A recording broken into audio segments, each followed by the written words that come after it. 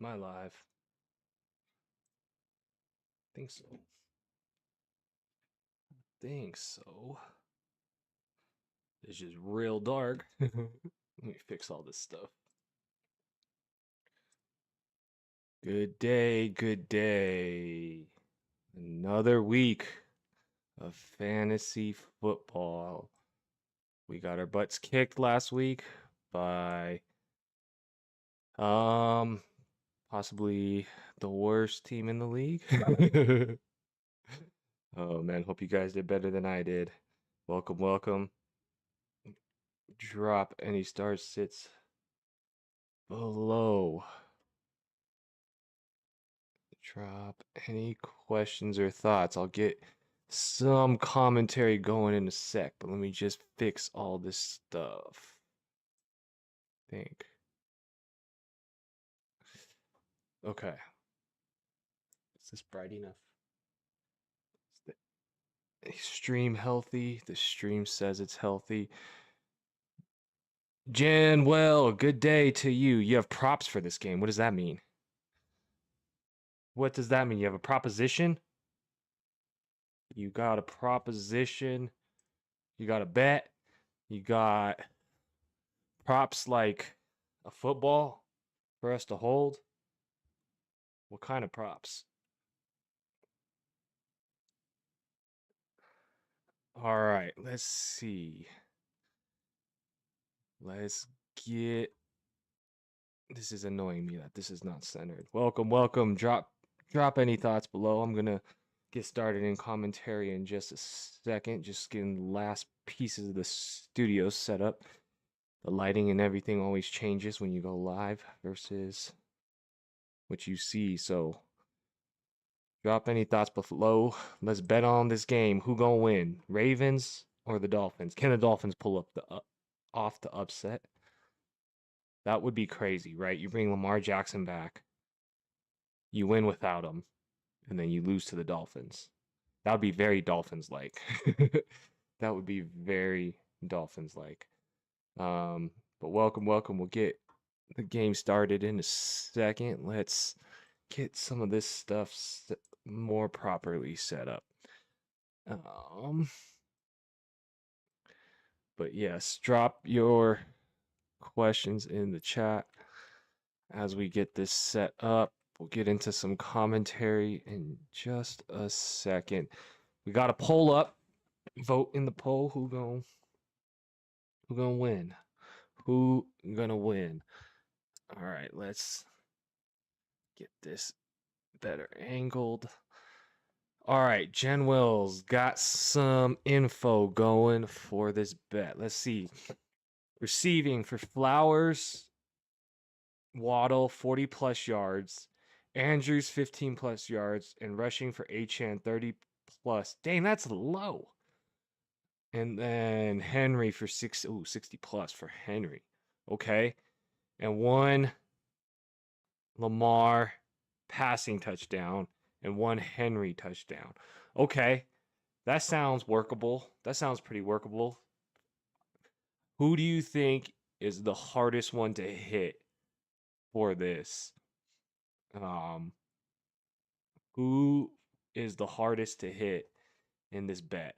Who do you think is going to be which part is going to be hardest to hit for this bet? So I think some nice place to start based on what Jen Will's feedback here is, right? Is we know Miami's rushing is atrocious, their rushing defense. So I guess that's why Henry's 60 plus, for the yards, expected many yards. I guess Miami's defense is pretty looked down upon in general. So I can see, I guess, for Flowers for 40 since Jackson is back. Right. I could see that. Andrews for 15 yards. That's that might be, you might go Andrews on that. 15 yards is not much, but for Mark Andrews, it might be one catch for 1 yard and a touchdown, right? that that sometimes can be what his stat line looks like. So I might agree with you on there that one might be the hard one to hit. Hopefully Waddle gets 40 plus. He's in my spotlight. Oh my god, let me get this spam out the chat. He's in my spotlight for uh the game. I got him playing, so yes, definitely trying to see that happen. What's up, George? How are you? How are you? Did you win last week? How you doing? How are you doing? Um, but yeah, I think Andrews might low key, even though it's 15 yards, might be the hardest one to hit there. I almost even trust Henry to get a rushing touchdown and Lamar to get a passing touchdown more than that 15 yards. Achane 30 yards. That seems kind of low, but he can always just hit everything through the air too, right? But I think he'll hit that. I think he will hit that one. Um, so yeah, I think the most sketchy one there is Andrews. Now that I kind of talked this out loud, but appreciate you dropping that, guys. You could drop a like, much appreciated, much appreciated. Many hearts to all of you. Celebrations. Let's go, let's go, and Hunnits for keeping it real. Hunnits for keeping it real. Miami's pass defense only allows 5 yards a catch. You're saying everything's short. Well, that's because they get everything through the run game. They give up 250 yards run game. um, so, but yeah, Miami's like weirdly at times been able uh to do pretty good at defense in spot situations. So, that's an interesting stat, Genwell, that they only got 5 passing. Even team is buffering poorly, so hopefully I fixed it. If streaming is bad. Just got a notification. But yeah, George for the flex, non-PPR, so standard play for George here. Ramondre doesn't play. If Ramondre doesn't play, Henderson or Tyrone Tracy? Ooh, that's a great question. The stream is lagging. Okay, let me try to get this fixed. I all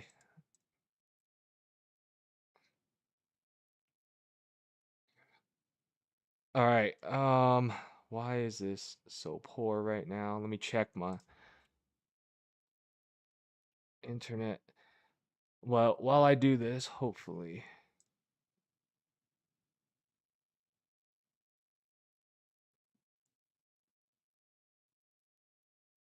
Says it should be healthy.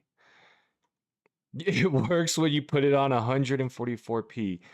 That is atrocious. The upload speed is close to 10 megabytes per second, though, so something's going weird. Something is definitely going weird. Okay, it says it's healthy again. It says it's healthy again, so sorry. It says healthy again. Hopefully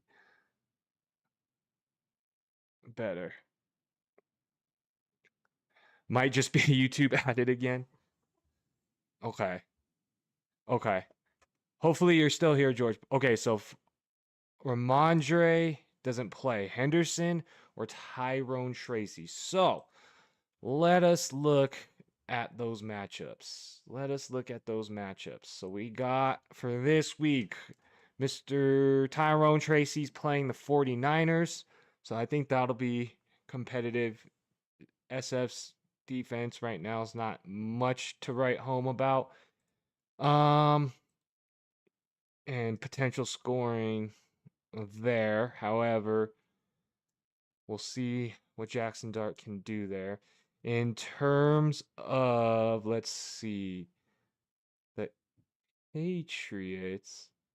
The Patriots are playing the Falcons, and the Falcons have had good moments of defense. So I think it's a little more safe to use the workage of Tracy. It seems like he's going to fit in to the full role, right? Or the Lions' share of the role.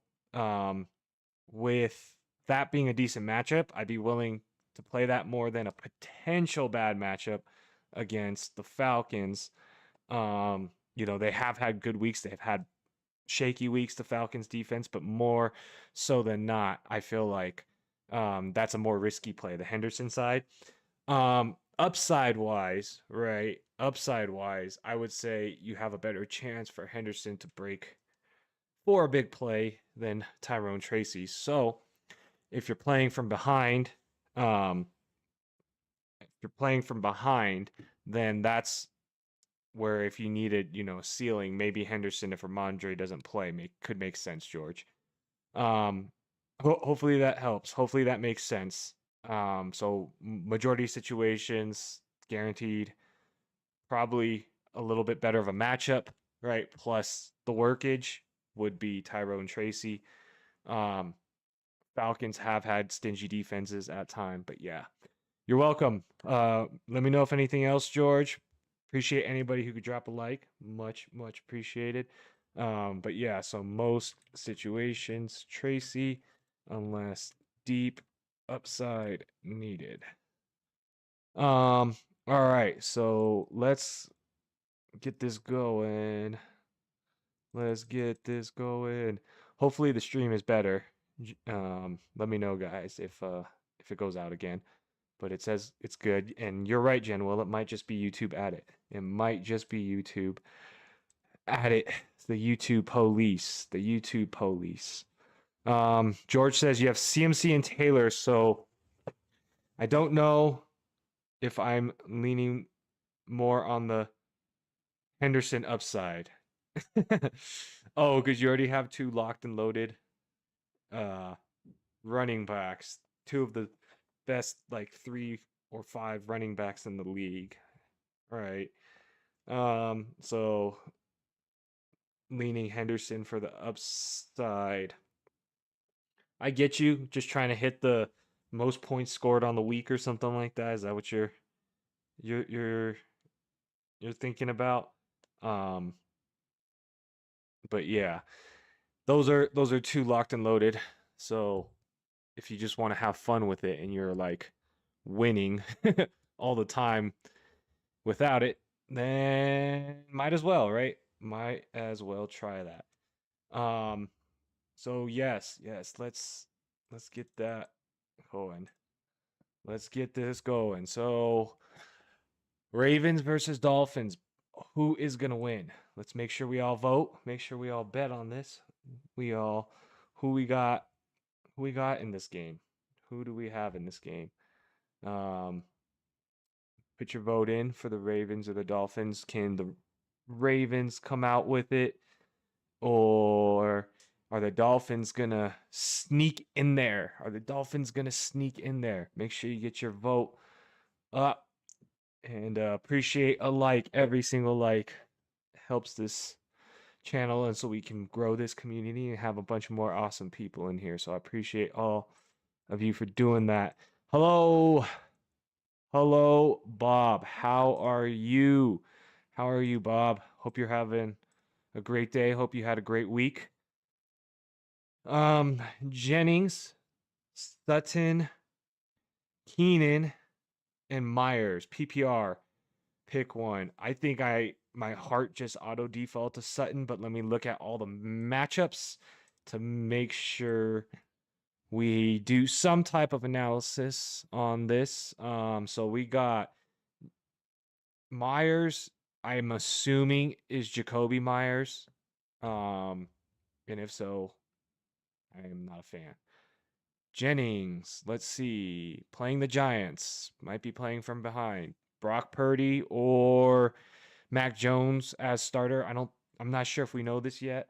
So that is a question, right? Because with Purdy, it is where Jennings had more target share.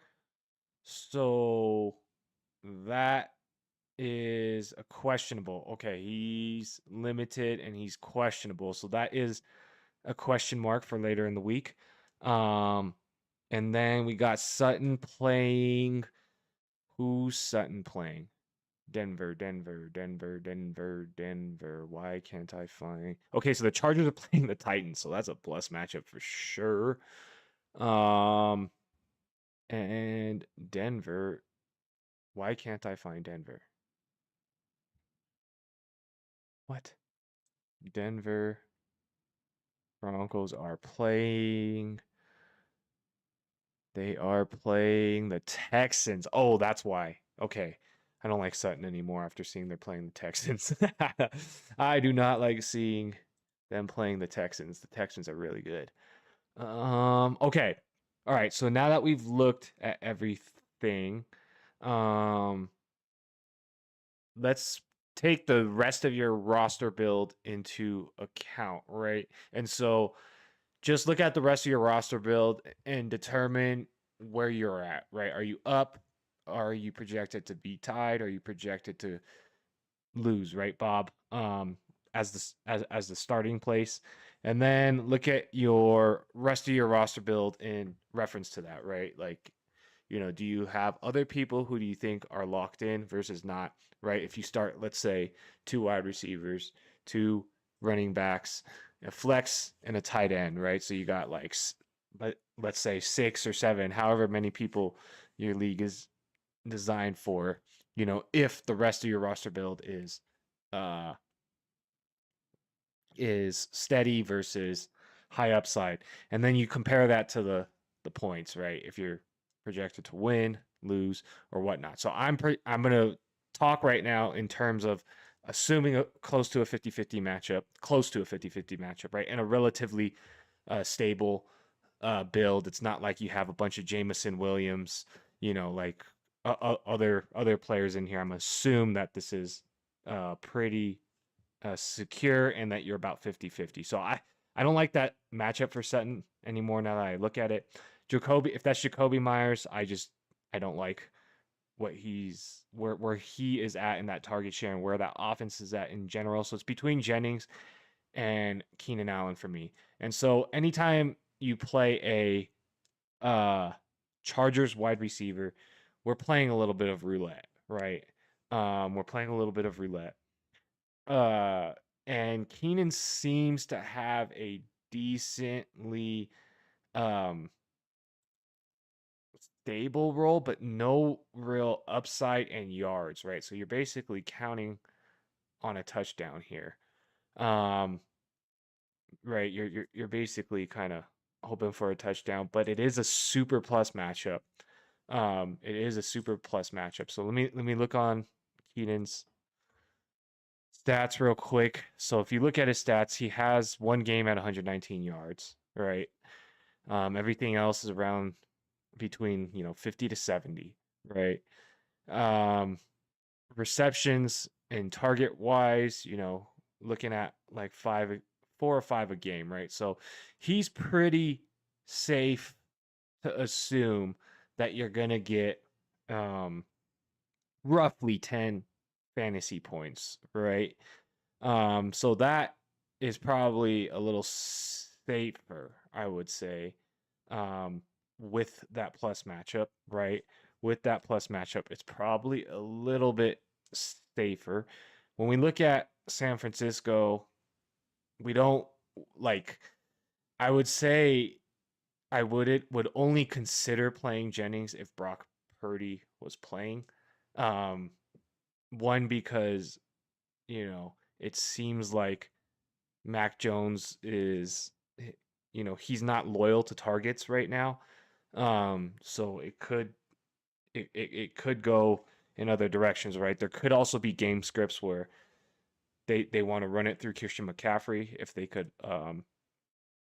hold it. Yes, Kamani Vidal could run 200 yards on the Titans, and they also not be able to pass as much, but I foresee um, a little more solidity there of, guaranteed receptions with Keenan Allen versus Jennings. So I'm thinking of leaning Keenan here. Um, The only other reasons I would change things is if Purdy is healthy, then you could consider Jennings, but that's still iffy for me. Um, or if you needed, I would say, let's see, hold on, let me make sure this is true.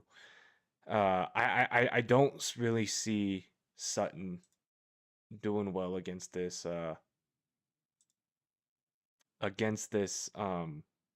Houston defense.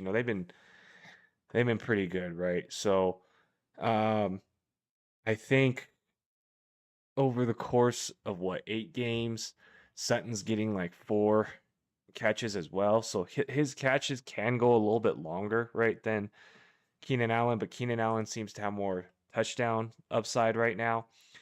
So I would say Keenan is my safest play here overall, just because that Texans defense has stood up a lot of people, right? And in terms of touchdown upside, it's not like Cortland Sutton has more touchdown upside than Keenan Allen, right? Keenan Allen's, if you look at the total touchdowns on the season, has more, right?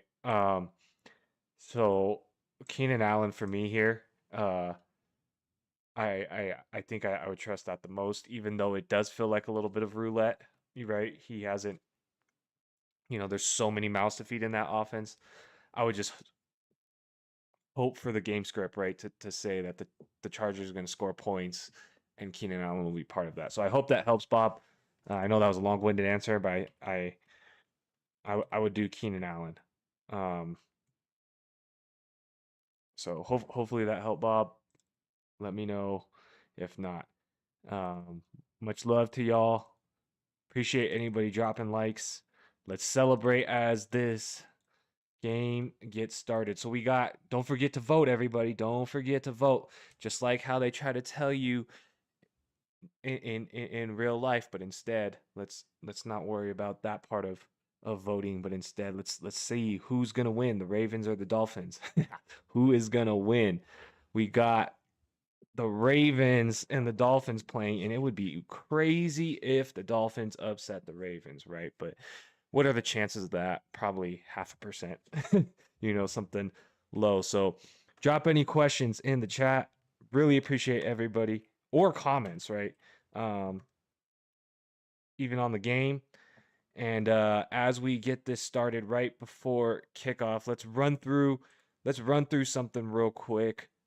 Just to jog your brain for an exercise as we roll into week 9. So if you look on the left, I got top 5 callouts, right? And what do I mean by this? What do I mean by this? There's basically like 2 things you're thinking about probably every week, right? Is like, one, who am I starting and sitting? And then the other thing is, am I keeping this roster or am I making any trades?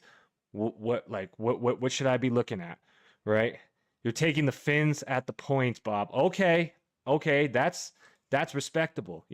That is, with the spread. That is respectable. I like living on the edge like that. I like living on the edge like that. So that is much love to you. Happiness there.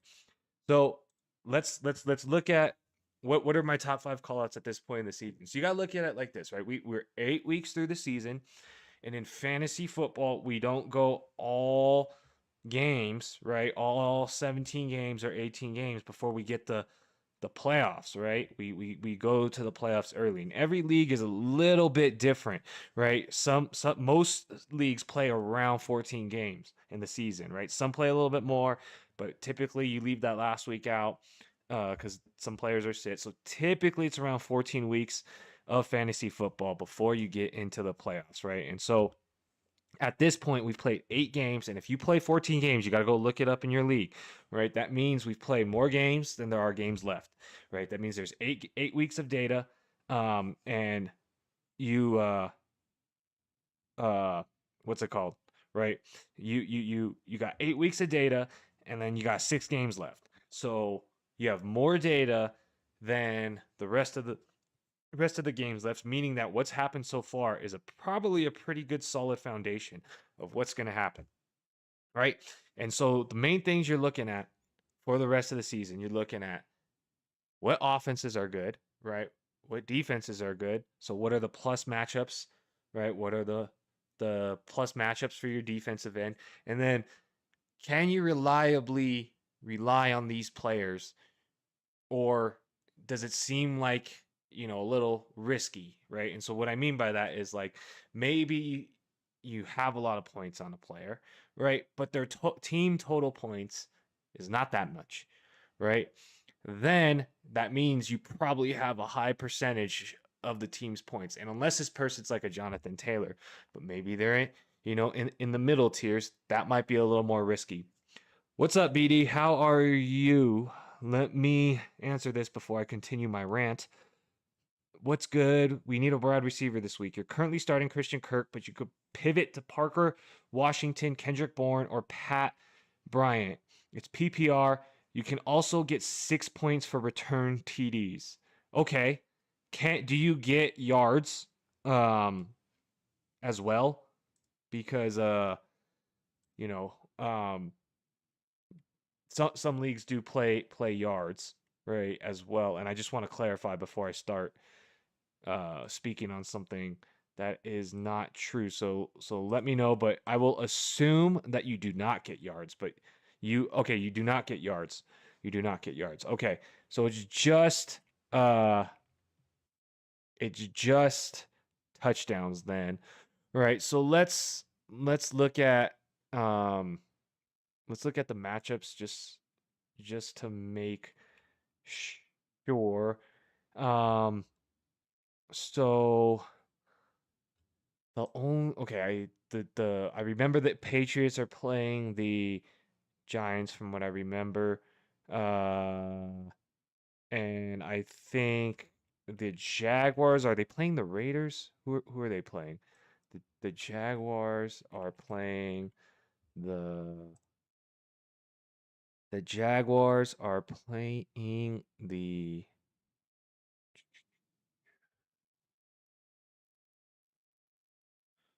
Why can't I find this? The Raiders. Okay, so that's a plus matchup. Pat Bryant and who was the first one? Christian Kirk. Okay, Christian Kirk is playing uh he was playing Denver, right? I think from what I remember. Ooh, that's a tough one too, right?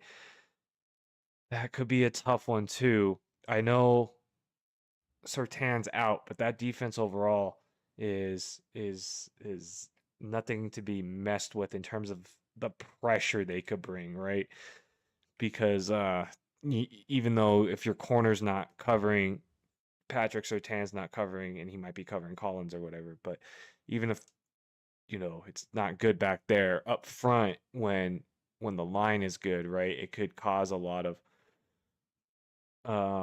pressure. I personally think Broncos D scaring you off a bit. Um yeah, cuz it's not guaranteed. Like, what's his name? Christian Kirk was a PPR monster uh in the past, right? But like how much consistency and knowledge do we have right now, right? It's like I don't know if he's the PPR monster right now, right? It doesn't seem like the offense is running that way, and he was on a different offense when he was having the PPR games, right? So I see the appeal of Parker Washington a little bit in terms of like matchup, um, but I guess the question is, do we expect the Jaguars to need to throw here? And what the heck is even going on there? He might be uh he might be you know what's the word, uh low on the totem pole, and then they might not need to pass that much. Like, it is a plus matchup, but Raiders fan here, and we're not very good right now. I know they came out of a bye, but um like I don't know what kind of usage it is. So it you know, I know Mac Jones had some down weeks. Um, if I don't know, is Pearsall's probably not playing still, right? Or is that still unsure? Let me check. Uh, Ricky Pearsall. He didn't participate in practice. He's probably not playing. He's probably not playing, right? Um, Pearsall's probably not playing, right? So let's pretend like um Pearsall's not playing. Jennings is probably playing, right? So there is going to be a split share there. So to me, the question is, okay, so you got a decent matchup against the the Raiders, right? For Parker Washington, and you got a decent matchup for Kendrick Bourne. I think the other guys have too difficult of a matchup that I'm just not comfortable uh playing Pat Bryant or Kirk. So for me, it's between Washington and Bourne because they have the better um, matchups, right? And I'm not necessarily down on Mac Jones because he had, um, you know, what's the word? Not so productive weeks. The past weeks, it kind of feels like that was, uh, you know, what's it called? You're playing the Texans, and this is what I mean, right? What's his name is playing the Texans defense. Um, right, they're pretty legit. And then the week before they're playing the Falcons, and they ran, right. So I don't think they're I don't think like that's necessarily saying what Mac Jones would do. Brock Purdy, I think, could move the ball, right? Um, and so it's just to me, do you think there's gonna be more passing volume, opportunity, and yards and potential touchdowns for the 49ers pushing against the Giants, or do you believe it for Jacksonville pushing against the the Raiders, right? In terms of that. And then you also got to take into consideration like what these guys have done in their like, reasonable games, right? Um so recently Parker Washington's been, getting more targets and whatnot. Um there's a little bit of questionability for me there. I'm leaning Kendrick Bourne. I'm gonna put that here of just what I would personally do, but you know, I could also see par- upside for Parker Washington, just because of the matchup, but uh, I feel like I feel like they're both a little bit in of a roulette situation, but Kendrick Bourne has, especially if it's Mac Jones, has like one more, percent chance. The other two guys, I think their matchup is just too tough um, for me to want to play. I would be betting against, uh, I would be betting against the defenses doing what they've been doing, right, to even better players. So that's why I have a little bit of a tough time, because that Broncos Texans matchup is two good defenses. So that's where I land. I hope that helps. Could drop a like, much appreciated, BD. But let me know. Uh, let me know if not, or if you have any other thoughts or questions.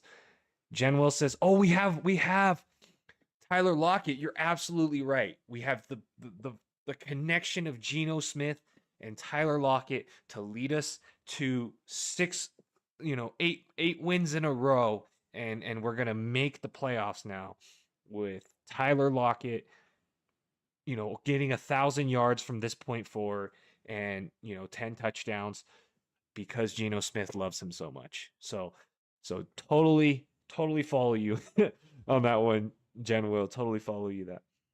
Okay, Word BD says you're kind of leaning that way. 100% him if Mac is in. Might go with Parker if BTJ is out, and Hunter's questionable too. Yeah. Okay, I follow your logic there too, right? If if that could make sense, right? If BTJ is out, right, or if one of those guys is out, right? If one of those guys is out, and or the other person is like limited in practice sessions all the way up until the last day, right? Then maybe they'll use them as a decoy and rely on Parker, and he could be a 2, right? So if everything else flips, right? Purdy's playing, let's say BTJ's out, and then Hunter only gets limited opportunities or sorry, limited practices. Yes, I lean that. I could see that. I could see that. I could see that. Yep, much appreciated. Drop a like, everybody. Much appreciated. Don't forget to vote. The Ravens or the Dolphins. No, n- no risk taking the Dolphins. We got Bob taking the spread and betting on the Dolphins. So shout out Bob for taking that leap of faith here. All right. Here we go. We will continue our rant during commercial breaks, but I just realized the game started. I realized I didn't check my lineup, so I think I'm forced into. All right, let's see what we got. Oh, we missed a field goal already. We missed a field goal, guys. So there was a field goal. So Miami is up 3-0. And we'll continue the rant in a sec, but let's just get everybody caught up on where we are at with this. So there was a field goal by the Dolphins. And the Dolphins had Achane going for 2 yards, Jaylen Waddle for 20 yards. Let's go! And Achane for 4 yards, and then they kicked a field goal. Okay. All right, so Lamar Jackson is now taking his opportunity. So we'll see, and they take a 4th and 3. That's a good way looking at it, BD. All right, so since it's going 4th, we can continue the rant. We can continue the rant. So drop any questions in the chat. Not this spam. Drop any thoughts on the game. Drop any thoughts on the game. Drop any thoughts on any other teams as well. We got the Dolphins having to take it back from basically the 2-yard line. So as the teams change out, let's summarize what we're talking about. Rest of the season schedule. There's only 6 games left in your fantasy league. So make sure you're knowing what's going on if you have a shot for playoffs, right? Everybody wants to make the playoffs, and we really want everybody to be looking at the rest of what they can do, um, for the rest of the season to try to give yourself the best chance to make playoffs, right? We want to give you the best chance to make playoffs. So that's why the rest of the season schedule matters so much. With 6 games left, there's less games than we've played, right? All right, we got Tua taking the field right now. We got Tua taking the field from his own 4-yard line. So snap is off, handoff up the middle, gain of maybe 3 is Achane. So we got Genoa here with a couple bets, and bunch of things need to hit. Touchdown pass, Lamar Jackson running Derrick Henry 60 yards for Derrick Henry. On this side of the football, I remember Achane, I think, needs 30 yards, I believe, and Jaylen Waddle needs 40 yards. So he's got 20 of those 40 for Jaylen Waddle, and he's got maybe 10 yards for Achane rushing. So here we go. Fakes the handoff. Pass is complete. First down, but the ball is out. The ball is out. Is that a fumble? Is that a fumble? Is that a fumble? No way. Is that a fumble? Is that a fumble? There is Oh, it is definitely a fumble. Let's go. I guess leaving the defense in was not a terrible idea. Let's go. Fumble. Fumble, fumble, fumble. All right. So now we got Lamar Jackson going to be able to take over in the red zone, and maybe this man just catches fire real quick, real early for things. So let's see. Let us see if that fumble's gonna hold, right? 2.5 points for Jaylen Waddle, so we'll get that updated.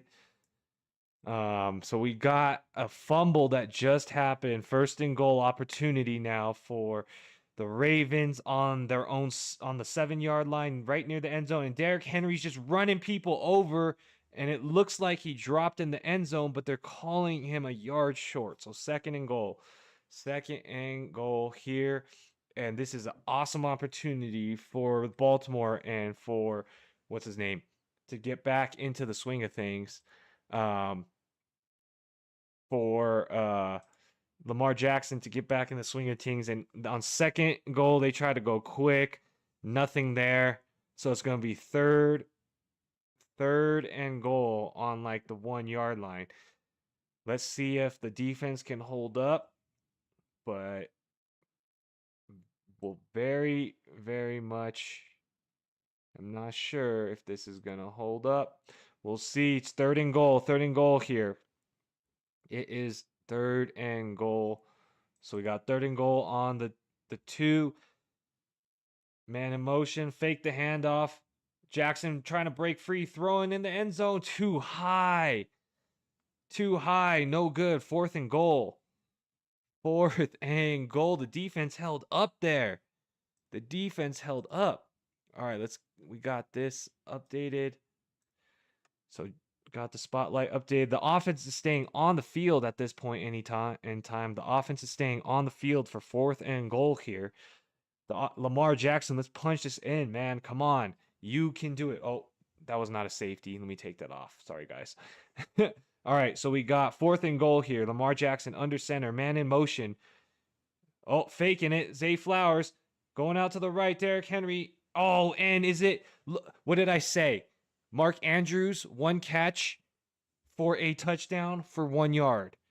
Isn't that what I said? Or maybe it was 2 yards. Maybe it was 2 yards. But touchdown. There you go. Baltimore Ravens. Lamar Jackson coming back on a 4th down and throwing a touchdown on the 2-yard line to his favorite man in the end zone. Mark Andrews getting that veteran space in the end zone, finding that soft pocket on the defense. And Lamar Jackson giving him the touchdown. There you go. Mark Andrews for the touchdown. Mark Andrews for the touchdown.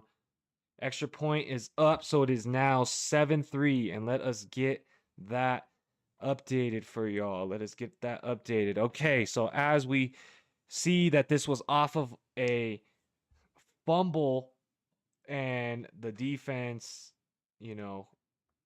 recovered it and scored a touchdown. All right. So as we wait for the game to go, let's continue on our rant. So the rest of the season schedule for your fantasy playoffs, there's only 6 more games-ish left, right? So what you should be looking at is your teams, your players, their matchups for these 6 games, right? You should be seeing if you have plus matchups for each position versus the defenses to see if your starters have the best chance to get you to these playoffs. That's the only reason you would try to make a trade if your players are doing well at this point, right? Is if players don't have a good rest of season schedule, then maybe you trade them away if they're playing well, right? But otherwise, if you're targeting players to trade, look at their rest of season schedule. If it's a toss-up between 2 players, right? And what else can you use to make a good decision? You could use the team's total points, right? So if you look at the teams that have scored the most points, like the Indianapolis Colts, for example, right? We got a lot of touchdowns being scored also in the Chargers, right? What teams are scoring the most points? And you want to target players on those teams. If it's a toss-up, right? If those rest of the season schedules are good or not, whatever you're looking at, right? You could look at a team's total points and be like, I want players, on the Indianapolis Colts. So those are the teams I am targeting. You have the NFL in the background for today. You're mainly watching NBA for Spurs and Heat, and I just don't get how the Hornets are so bad they ran worse than the Browns. Okay, you just brought up an amazing point, and I want to ask your feedback on this. You brought up the Spurs. You know, I don't watch the NBA as closely. I kind of just follow the box scores here and there. And last year I kind of followed the box scores, right? But my brothers and cousins, they watched the NBA and I watched the NFL, right? And then we share knowledge. And what they were like is they were like, watch out for Victor next year. This man is the next face of the NBA. And the box scores that I have seen on this man is balling out as potentially the best player in the league right now. So I want to hear your opinion. If I know you're a Heat fan, right? But are you scared of this man? What do you think of Wembanyama? What do you think of Wembanyama and the Spurs? Like, if he's that good, do they have a chance, right? Let me know what you think there on the opposite side of the ball of the Heat. So we'll get to the boom bust next, but we got the Dolphins taking the field now. Got the Dolphins taking the field. Can the Heat beat the Spurs? Question mark. All right, so Ravens scored TD Jackson to Andrews on a fumble recovery. All right. All right. So we got Miami taking the field on the 26-yard line. 1st and 10. And man in motion. We got Achane getting all those 30 yards that he needs. Maybe not all 30.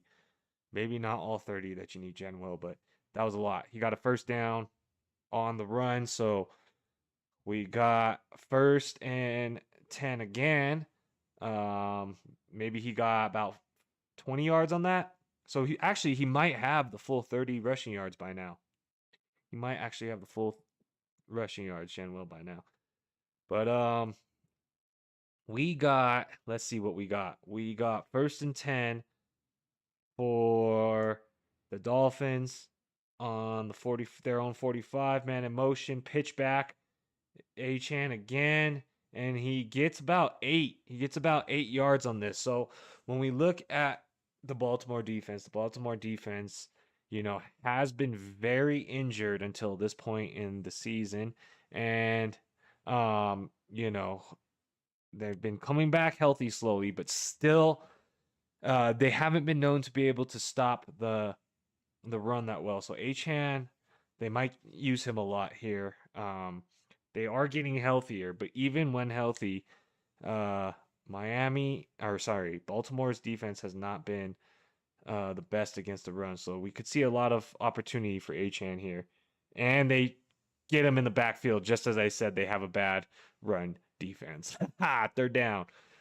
Okay, Genwell says, yeah, he was always going to be a good player at minimum. It was just a matter of how good he can be and the injuries. But yeah, you're a Wemby fan. He's off to a head start. Score average of 33 points the last 3 games, and you've been playing on the road now, so it's a test. You have the Spurs making the playoffs. So got it. Okay, so they're on the road. So Miami's at home then. So it's going to be a test for the Spurs. It'll be good. We got a 1st down for the Miami Dolphins here. They got a 1st down passing to the tight end. Spurs are home and the Heat are away. Okay, so it's a road game for you guys. Okay. So it's a test for you. Oh, this will be a good test for you. Since it's at San Antonio. Oh man. All right, so we got a 1st down. Tua is 5 for 5. He's got 63 yards right now. All right, they are in motion, shotgun, dropping back, firing up the middle. and it's incomplete. Looking for Jaylen Waddle for maybe about 15 yards. It was almost picked. I couldn't tell if it was behind um, or not, but they were trying to hit Waddle for like a slant up the middle, and it was almost picked off. It was behind. Waddle was actually open. If the pass was on target, it would have been good, but the ball was a little bit behind Waddle, and the defender got to make a play on it. 2nd and 10. Here we go. Shotgun formation, man in motion, handoff, and we got Achane breaking free for a first down, and he's got it. He's got so many yards. General, you've hit on Achane so far, because this man has like 50 yards himself on this drive. So the Spurs are home. Spurs has 2 home stadiums, San Antonio and Austin. Oh, that's a fun fact for the teams. I actually didn't know that. I actually did not know that. But thank you for correcting me because I actually did not know that. How does that work? So like they like go like this or something, like this home game then that home game. Um all right, so they 1st and 10, they tried to run it again up the middle, this time with I believe Ollie Gordon. Yes, it was Ollie Gordon. He only gets like 3 yards or something like that. It wasn't that much. Um so but celebrations to Genwell because he hit on Achane. Um Drop questions in chat. Cole, what's up? What's up, Cole? How are you? All right. 2nd and 7, shotgun formation. Ollie Gordon in motion and trying to set up a screen pass for him. And the gain of about maybe 3. So it's going to be 3rd down and probably like 4-ish. How'd you do this last week, Cole? How you doing this week? Any thoughts, any questions? We got 3rd down now for the Miami Dolphins, 3rd and 4. 3rd and 4 is it's more like they play in Austin occasionally just for other fans. Oh, that's hilarious. Uh, that's got to be confusing for season ticket owner holders though. All right, he hits Jaylen Waddle, but he's short of the 1st down by like a yard. So we'll see if they go for it here. It's gonna be 4th and 1. You're good. You hope Waddle gets traded to your Broncos. Oh man, Genwell were we all talking about this together last week about who's potentially to get traded? I did not believe Jaylen Waddle at the first time, but Genwell brought up his contract, and I'm like, oh shoot, he actually might be right because there's just so much money left on that contract that if they are gonna rebuild, he is a potential. And a flag on the 4th and 1, probably gonna be a false start. False start. Yep, it's gonna back them up 5 yards, and now they have to take the field goal. So yes, Cole, I potentially see Waddle being able to be traded. Um, I don't know. Would the Broncos be in the market though for a receiver? It doesn't feel like they would be in the market for a receiver, but maybe I'm wrong. I could be wrong. Um, all right, so we got 4th and 6 here with a field goal opportunity and he's missed it. No good. No good on the field goal. Wide right. Wide right. And McDaniels is heated because he knows his crucial positions too. Those extra points for the Broncos, right, versus the Giants, that let you guys win. That let you guys win, right? I mean, he missed two. He missed two, right? So technically, the Giants should have won that, right? But that gave your guys the Broncos an opportunity, right, to win there. Broncos has the richest owners. They don't need to justify if they need it or not. Ah, that's funny. That is funny. That is funny. That is funny. Um, so maybe they do trade him there. Maybe they do trade him there. maybe that trade is possible. Possible. Hmm. All right, celebrations to you guys. Here, wait, I'll give these eyes to say, is that trade really possible? Right? Is that trade really possible? Fire the coach and trade Waddle. I don't know if McDaniels is staying around, right? I mean, he basically has to like, get close to making playoffs to keep his job from this point. And I don't know if he could turn the bus around that hard, right? I don't know if he could turn that around. Um, so I think he might be gone too. You think it's gonna happen in the off season? Yeah, that's possible too, right? Actually, that makes a lot of sense. That makes a lot of sense, actually, right? It happening in the off season. They're already halfway through, so try to pat Stad Waddle a bit, pat Stad Waddle a bit, and then get him traded on a good year or something like that. Um, all right, Ravens. We got 80% people voting for the Ravens. So get your votes in. Make sure y'all vote. Make sure y'all leave a like, please. Please leave a like if you can. Share any questions or thoughts in chat. Drop a like. All right, so we talked about rest of season. There's only 6 games left in you guys' leagues for fantasy. So make sure you check your rest of season schedules. If you're trying to make the playoffs, check your total points. If you're thinking about keeping your players or trading them, the team's total points, you want people on Indianapolis, things like that. Boom bust potential. What kind of players do you have on your team? Right? Do you have a bunch of solid, steady players, but they're not booming? Do you have players that boom and bust, build that understanding of your roster and what you need for your trades.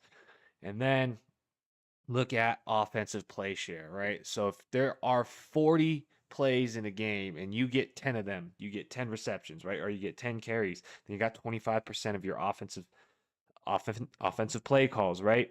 Um, so you want players obviously with higher percentages of this, um, and you want a lot of attempts, right? You don't want just a high percentage. You also need a lot of plays. You need Derrick Henry TD for the parlay. Hey, all right, you and Genwell are both wanting that, Cole. All right, so everyone wants Henry TD as long as no one is playing against. All right? All right, so we can all we can all celebrate for hopefully Henry gets a TD because I agree. I agree. If you guys both need Henry to get the TD, I think General said from what I remember 60 yards and a TD for Henry. Um, so let's hope Derrick Henry gets the opportunity, the touchdown on this drive. He had it. He had like 3 opportunities on the last drive and just didn't go. Lamar, they're trying to do a run play with Lamar. Um, I don't like that. I do not like that. I mean, this man has come back off an injury. Um, maybe maybe let's not run it, run him that hard this quickly. So that's something that got my eyes kind of big. Got my eyes kind of like this, chat.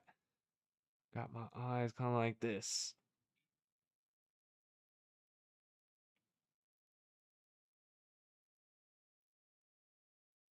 All right, my chair was getting stuck on this cord. Had to fix that. 3rd and 4 for Lamar. Scrambling to his right, finding an open man. Easy money. Is that Isaiah Likely? Isaiah Likely for like 50 yards. Holy smokes, that was a big play. All right, let's get Jackson. Ginormous chunk play on that one. Why is that the other tight end. You need Andrews. Dude, here's the thing, Genwell. Here's the reality and truth of the situation. Isaiah Likely is going to take over, right? Next year. They're probably not going to keep Andrews next year. This man looks pretty good. He looked pretty good on tape. They're like how they use these guys is like I feel like Likely is going to get all the yards and then the touchdown opportunities in the red zone, but then in the green zone, when they're in the 5-yard line or the 10-yard line, that's when Andrews' value is played. So for your 15 yards to hit, he's got what, like 2 yards or something right now. We're gonna need him to uh catch one or two more passes, like you said. Hopefully there's like a third down situation or something. I think that's when they might hit with Andrews. All right, so let's get this score updated while we're at break, and I'll start talking a little bit more about offensive play shares. We were talking about the offensive play share, right? Being that you want to have a high play share of your team's attempts, right? Like if there's 50 plays in the game, and you have 10, then you have 20% of your team's plays. And the other thing to look at besides your team's total points, right? Boom bust percentage of your player, right? How many plays they're getting on of their offense. Lastly is like what's the team's game script that's happened in the 8 games so far, right? Like are they constantly scoring a lot of points and they're playing from behind, right? Are they completely not meeting the spread and the running backs value, like Quinshon Judkins, for example, right? He could be a little sketchy because he's a running back and they're typically playing from behind, and he's not getting passing game usage right now. So, what kind of game scripts do you foresee that's happening on that rest of the season schedule, right? And what has happened in the past? What has the offense typically done, right? So for Quinshon Judkins, you kind of need that game to be within a touchdown score. Otherwise, if things start getting out of hand, they stop using him as much, right? So that's what I mean by that team game script, right? We want to make sure that we foresee good game scripts for our players. You know, Quinshon Judkins will get 25 carries when they're winning, but if they're not winning, he might only get 10, right? So we got to look at all these things together to make good decisions for what we need, right? All right, so let's get this score updated. Let's get this score updated for everybody. All right, so we're in the red zone, close, very, very close to the red zone right now. The 23-yard line, handoff to Derrick Henry up the middle, gain of about 3 maybe. So everybody wants Derrick Henry to get this touchdown. Everybody's got some bets on Derrick Henry scoring a touchdown. We got some people with Mark Andrews needing some yards. He already has the touchdown. So let's see what we got here. We're basically right on the edge of the red zone, about the 20. We're on the 20-yard line. 2nd and 7 for Lamar Jackson and the Ravens here, taking the snapshot gun, dropping way back, firing, finding his man, and Mark Andrews for 20 yards. We got it right here, y'all. We got 2 touchdowns. Genwill, you hit, my man. You hit. You hit it. You got it. Let's go. Let's go. You got it, dude. Because that was 20 yards. So you got the yards, right? You got the yards. You hit on Andrews. He hit the 15 yards that you needed. Let's go. We got Mark Andrews. Mark Andrews, 2 touchdowns. Oh, man. 2 touchdowns for Mark Andrews. 2 touchdowns for Mark Andrews. Let's go. Let's go. Let's go. Let's go. All right. Lamar Jackson for the touchdown. Let's go. Mark Andrews. Let's go. That is exactly what Jen Will needed. Drop any questions in chat. All right, so let's keep going off this. Let's keep going off this. So those are my callouts, right? Make sure you know your players' rest of the season schedule. You got 6 games left to make the playoffs, so don't forget to look at their schedule to know what you have for the rest of the season. Make sure you're choosing players and keeping players or trading for players that not only have a good schedule, but their teams can score a lot. Double check their boom bust your boom bust percentages, right? What kind of roster do you have? If you have a bunch of players that have high booms but also high busts, your team is very volatile, right? So those are the type of these are the type of decisions we're making the trades for. How much of the offense do they actually get, whether it be passing game or running game, right? Um, and then the game scripts. Are they always playing from behind? Do they have the leads? What kind of positions are you putting yourself in week to week? Are they in the right position? And let's make sure we're voting on this game. Everybody's got the Ravens tonight. Everybody's got the Ravens. Drop a like if you can. Much appreciated. We got the Ravens up 14-3. So we just updated this score. We're going to need to update the score yet again because Mark Andrews has 2 touchdowns. Mark Andrews has 2 touchdowns right now. He's doing extremely, extremely well. All right, so we got Miami taking the field now, down 3-14, and they're on their own 35-yard line. And we got a broken play right now that looked like it was going to be tackled for a loss of like 5 yards, and we somehow managed to get positive yardage on that. That was very sketchy. That was very, very sketchy. Um, all right, so that was very sketchy. I do not know what they were trying to do there.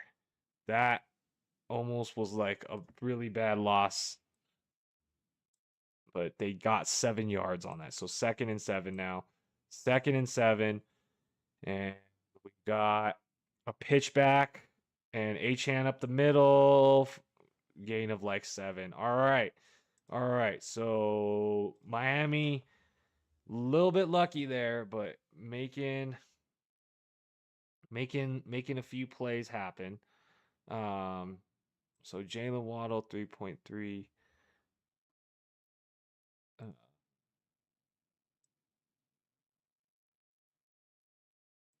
All right, so we got oops. All right, Tua finding his man on 1st and 10 and getting about 9 to the tight end. Got about 9 yards. If I'm being honest, I don't know who the tight end is. So we got a 2nd and 1 situation coming up. 2nd and 1 coming up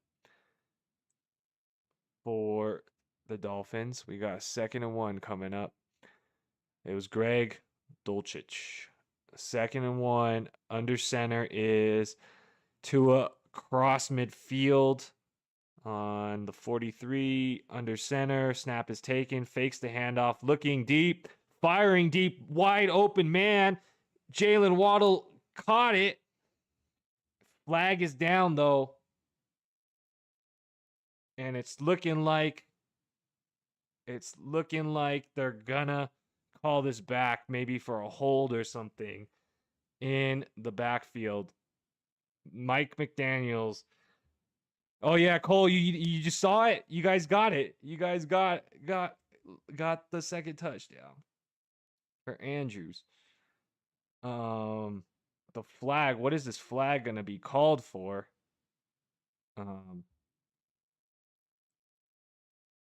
There's a big flag on the play. It looks like low block. Oh man.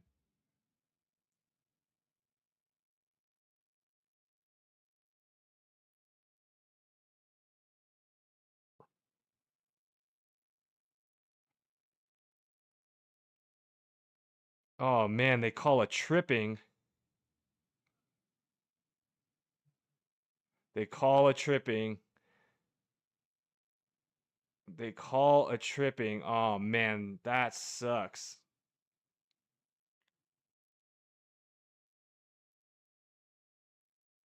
Wow. Wow, he fell down. He slipped, lost his balance, and they called that. He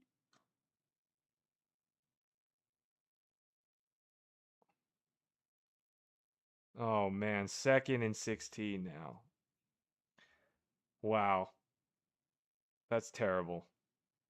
Wipes off a big play for Waddle. Oh my goodness. That was an unfortunate situation. That was an unfortunate situation. He did fall over. Oh man. That's unfortunate. That is unfortunate.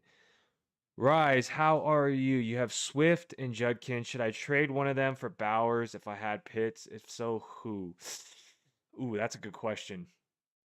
So when it comes to a question like this, we look on the side here, right? We got rest of the season, we got 6 games left in the season to make playoffs. And you got to look at your playoffs too, right? And in terms of game scripts and things like that, Swift, would potentially probably be uh um what's it called? Uh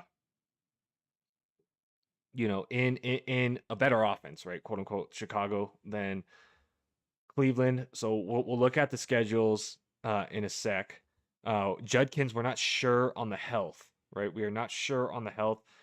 All signs right now they're telling us that he's healthy, right?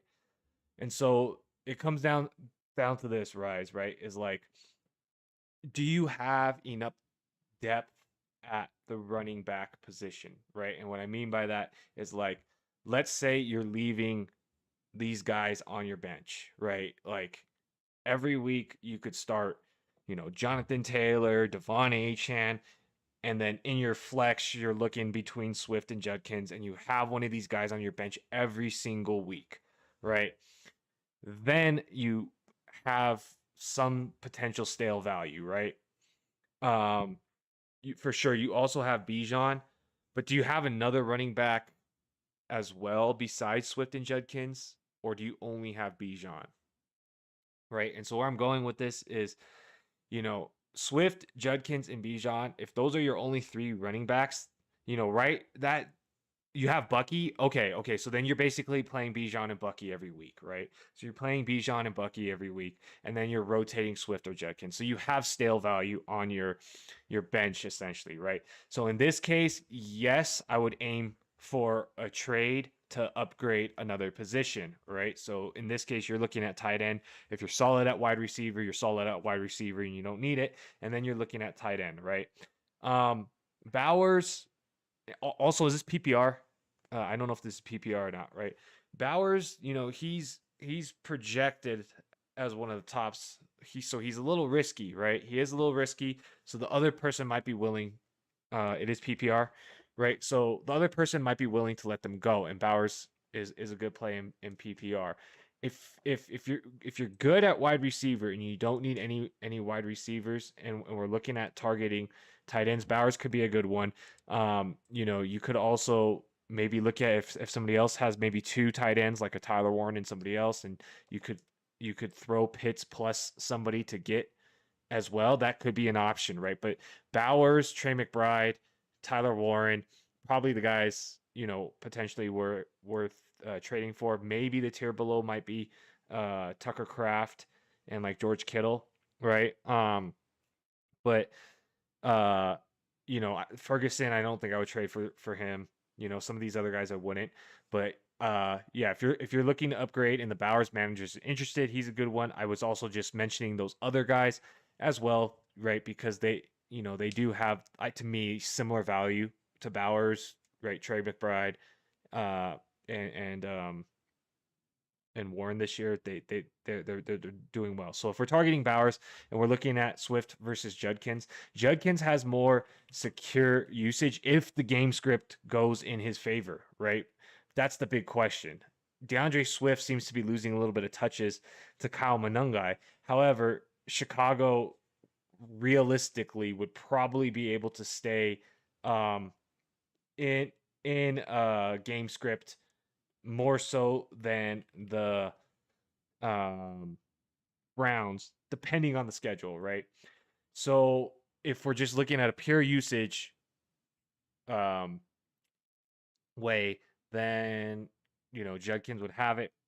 If the game scripts aren't right, then that's the only reason DeAndre Swift. So let's look at this, right? If I'm looking at the Bears, we got the Bengals this week. We got the Giants. We got the Vikings. We got the Steelers. We got the Eagles. We got the Packers. We got the Browns. We got the Packers. So he has a tough end. Like we're talking about rest of season, right? We're not talking about playoffs yet. He has kind of a tough leading up to the playoffs, right? And even in the playoffs, he kind of has tough playoffs. So, I'm not so fond of having to play against the Eagles, the Packers, and then the Bears as like my ending season and or the first games of playoffs, right? And then in my championship week, I might be playing the 49ers, but leading up to that, I'm playing the Packers and the Browns, two very good run defenses, right? And then Eagles before that. So his schedule's kind of iffy, right? And he's losing share, right? He's losing share to Manungai. So that is something to consider. So on the Brown side, who do we got left? We got the Jets, that's fine. Ravens, that's fine. Raiders, that's fine. 49ers, that's fine. Titans, that's fine. Bears, okay, maybe, but that's still probably fine. Bills, that's fine. So Judkins' schedule is pretty good. So if I were you, I would offer what's his name first? I would offer Swift first, right? My logic behind this is he's losing play share, right? So when we look at the offensive play share, the second from the bottom, he's starting to split a little more. You foresee more potential of Judkins holding on to the lion's share role, right? And then when you look at both of their rest of season schedule, right? When you look at their rest of season schedule, you foresee more troublesome matchups for the Bears versus the Browns in the running game, right? Especially in the running game. And so for me, it seems like Judkins would be the better one to have long term. So I would want to keep Judkins, right, Rise, and try to trade Swift. But then if they come back, right, then if they come back and are like, no, I want Judkins, that's when then the decision you have to make, is it worth it to upgrade from Pitts to Bowers to give away that Judkins position, right? And how solid the rest of your team is, right? Because Swift's not a terrible person to have in the flex, but Judkins has way more upside and potential, right? So hopefully that helps, Rise. If that helps, if you could drop a like, much appreciated.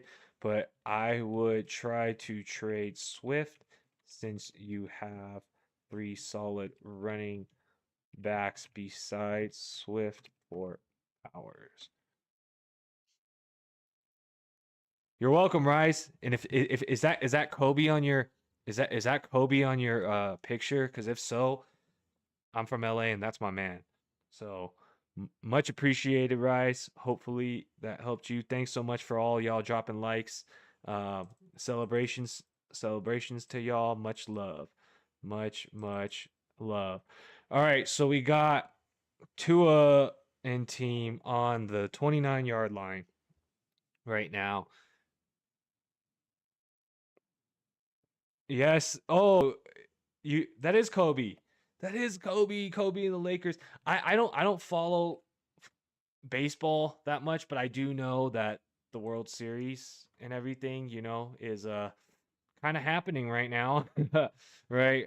So I do know that that's going on and all that, but no, I don't follow it that much. But obviously, hometown LA, I will always be happy that they win. If Are you a Dodgers fan? Because I think not someone else in here, Jen Will's looking for the Blue Jays. So if you are a Dodger fan, you might have some competition in this in this. But oh, you are? Nice, nice, nice. Well, good luck.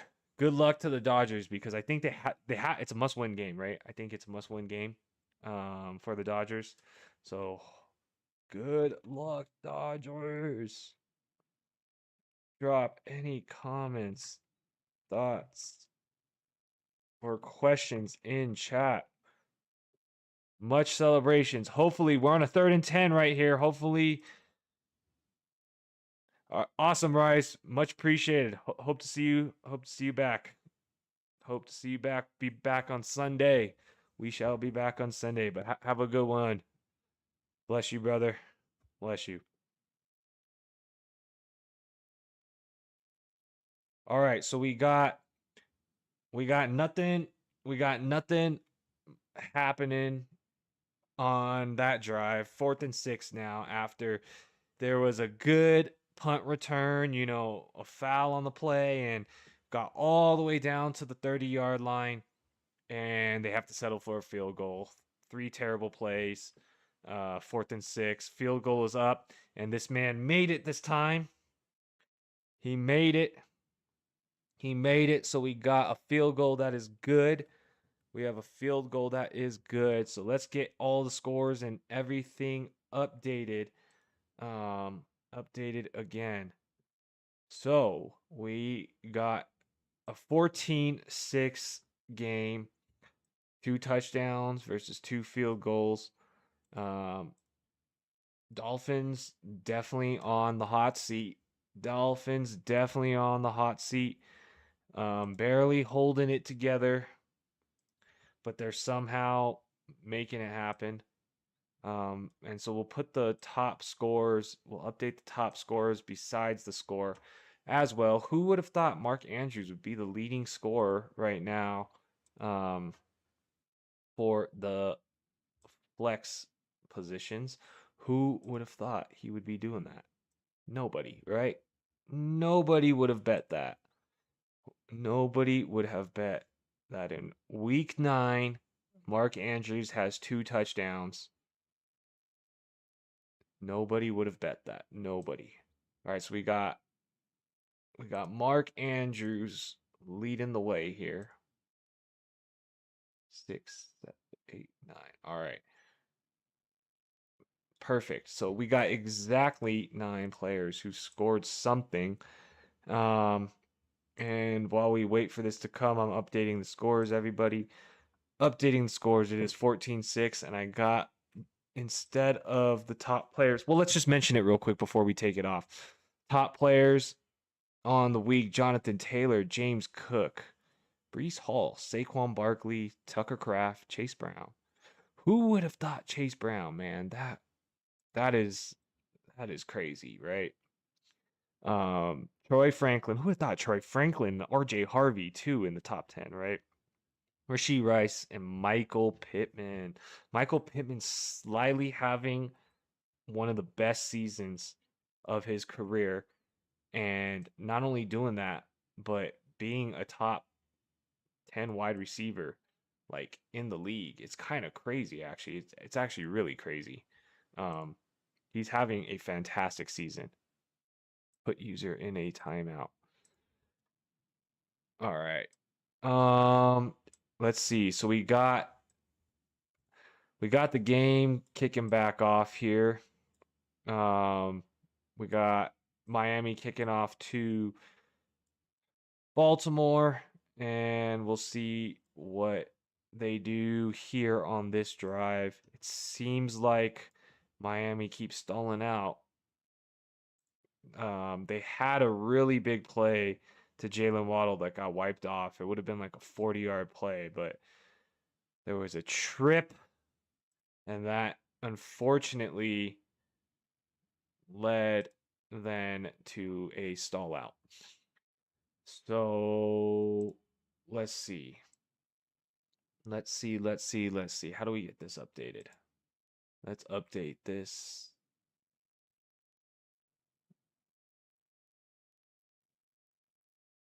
All right.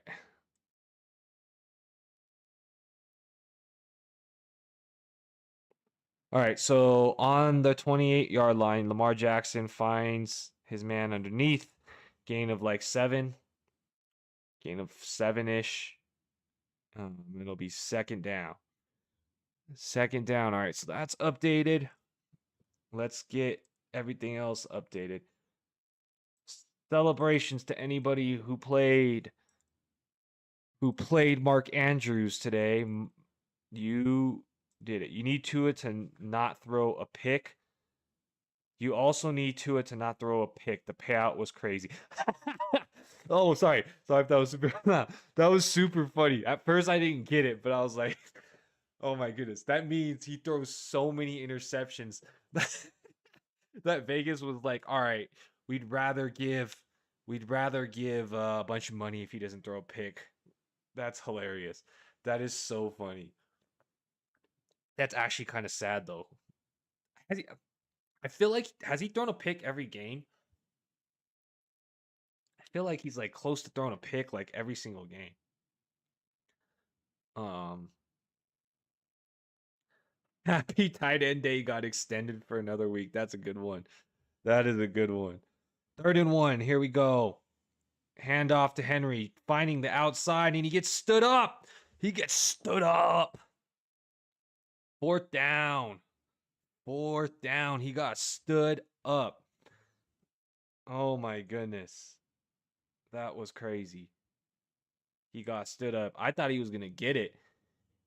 Whoever stood him up was strong. It was a 1-on-1, and he held him up long enough for the second defender to come in and help tackle him. That was nice. Not many people could stand up Derrick Henry for half a second.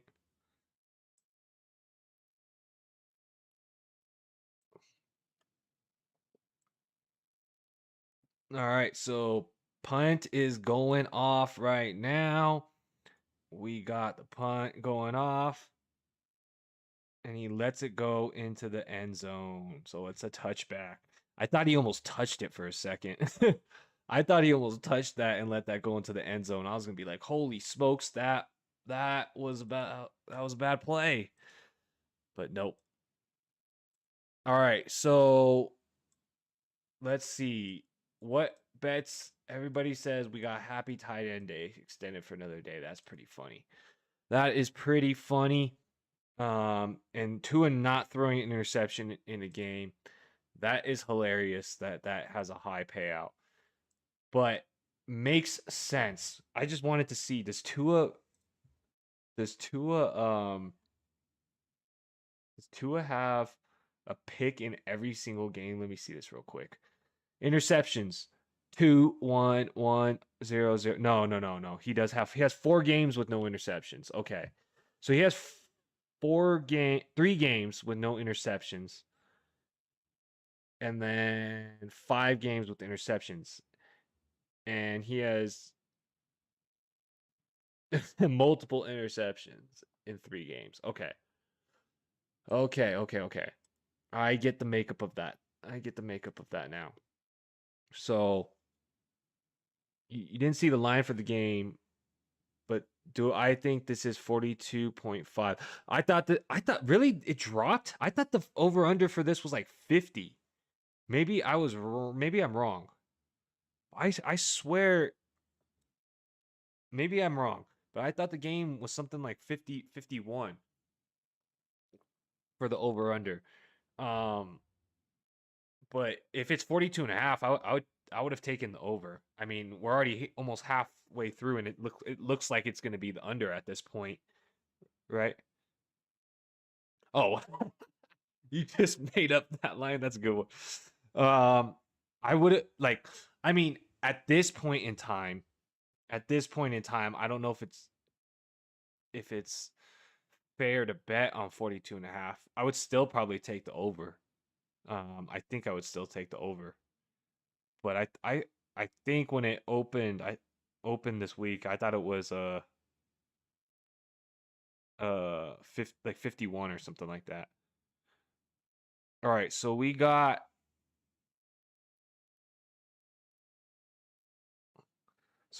Tua in team. Hopefully can score a touchdown on this one. Um I would take over on that. What about you? What would you take, Jinwell, on that over under? So because they got 20 points right now, right? They got 20 points and there's 5 minutes left in the half. All right, shotgun formation, 1st and 10. We got on the 20-yard line, handoff to Achane, going nowhere. Going nowhere. Going nowhere on that. We had Achane with the run. Nothing there. Nothing there. So we got, let's see, who's the big ones on. Who is the big ones on Achane? He's got 65 yards. He's already got 4 receptions. Holy smokes. Achane's already got 4 receptions. You think this game looks stale. You're looking for this to being a shootout and not field goals. Well, if I know anything about Miami, is that they could score 0 points an entire game. They could score 0 points in a half and then score 30 points in another half. You know? So Miami's so weird. Baltimore, I think they'll score another at least 13 points. So I think they'll score. Man was injured on Baltimore's defense. They got him on the sideline. He walked off on his own.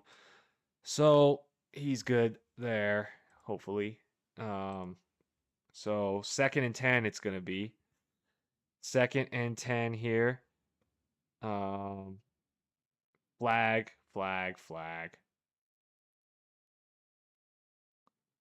Play's dead. False start. Miami's looking real rough right now. Miami is looking very, very rough.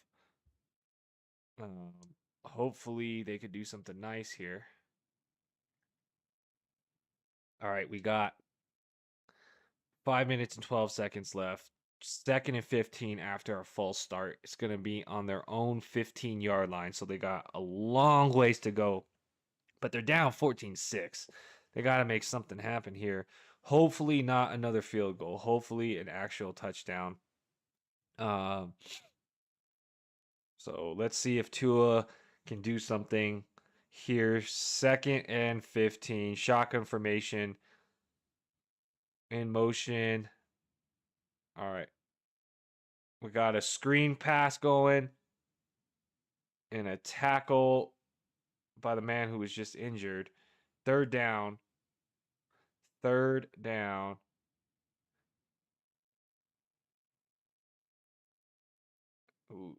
Ooh, he got him around the neck. That was tough. No face mask, no horse collar. He got him on his neck though. 3rd and 7. Here we go. 3rd and 7. 4 minutes, 20 seconds left. Tua, empty backfield.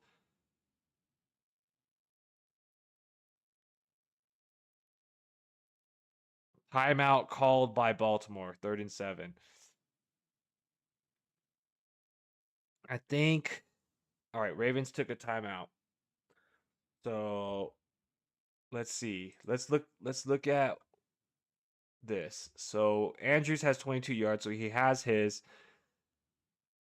I think Achane, you said, needed 30 yards rushing. He has 32, so he hit there. Waddle does not have enough yards yet. He only has 23. Derrick Henry's got 31 rushing yards. And then Zay Flowers got 17. So you still need more on half the players. Okay. All right, so we got 3rd and 7 for Tua and team. As Jen Will said, their offense has looked really stale recently. They got pressure showing on one side for the Ravens.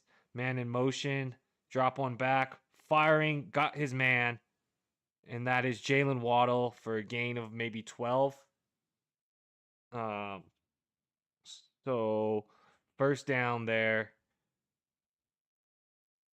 He's got a first down to the man Jaylen Waddle. First down. First down. Gain of about 12, I think. Hitting Jaylen Waddle. All right, so we got going deep again. Finding his man again. Breaking free. Jaylen Waddle for another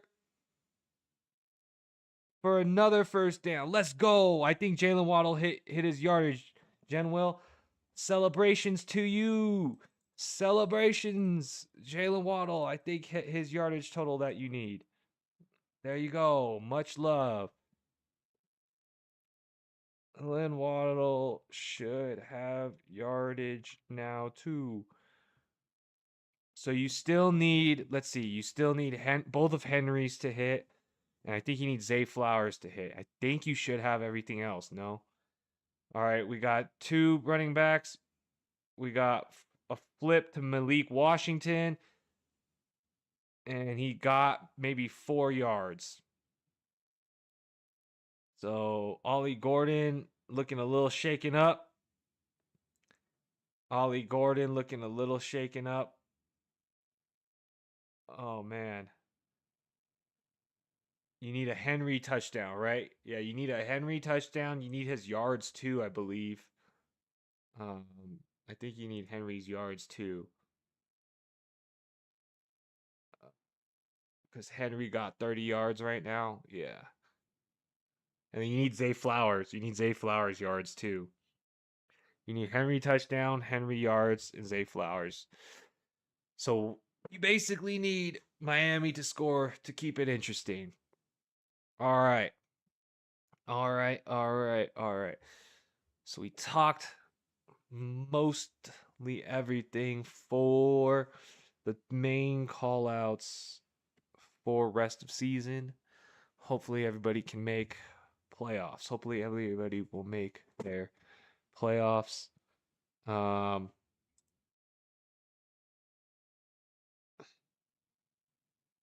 Okay. Oh, so your Heat are winning right now, 50-46. Your Heat are winning right now. All right, so let's go. Let's get this going. Let's update everything. Let's update this. What is this? 8.1.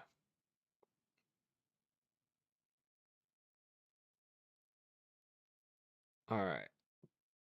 Current page. Download.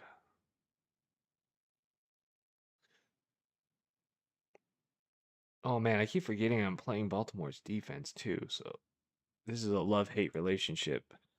The touchdown has to be to Waddle then. Oh man. Oh man, oh man, oh man. All right, so we have an interesting game going so far. Well, semi-interesting. Baltimore, Lamar Jackson, 2 touchdowns. Both of them to Mark Andrews. His only 2 catches, Mark Andrews, they both went for touchdowns. One of them was a 2-yard touchdown. The other one was a 20-yard touchdown. And then the other yardage, Isaiah Likely, a big 35-yard play, the other tight end. Derrick Henry's got 9 carries for 30 yards. Zay Flowers got 2 receptions for 17 yards. So Ollie Gordon is now going to the tent for the Dolphins. So we shall see what the Dolphins can do here. The Dolphins 2nd and 7 after a Malik Washington, kind of like end around or run around. So we got 36-yard line, cross midfield, shotgun formation for Tua, man in motion, handoff. Devon Achane, major room to run, trying to flip the ball out from him, and he's out of bounds with the first down. All the defenders were trying to pull the ball out, try to force a fumble. So he got the first down. You don't know how out of touch you are with NBA, but Pop retired. Yeah, didn't he? It was like cancer or something, I think, right? I forgot what he had, but Pop he wasn't he like sick, and then he got he was also moving to like the trying to move to like the GM role, but Greg Popovich got what did he have? Um I thought he like had an illness. Um Put user in a timeout.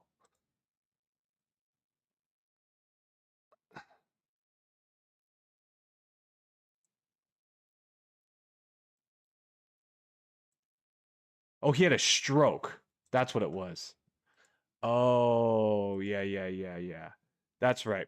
Pop had a stroke last year. That's what it was, right? Um, yeah. Okay, that's what it was.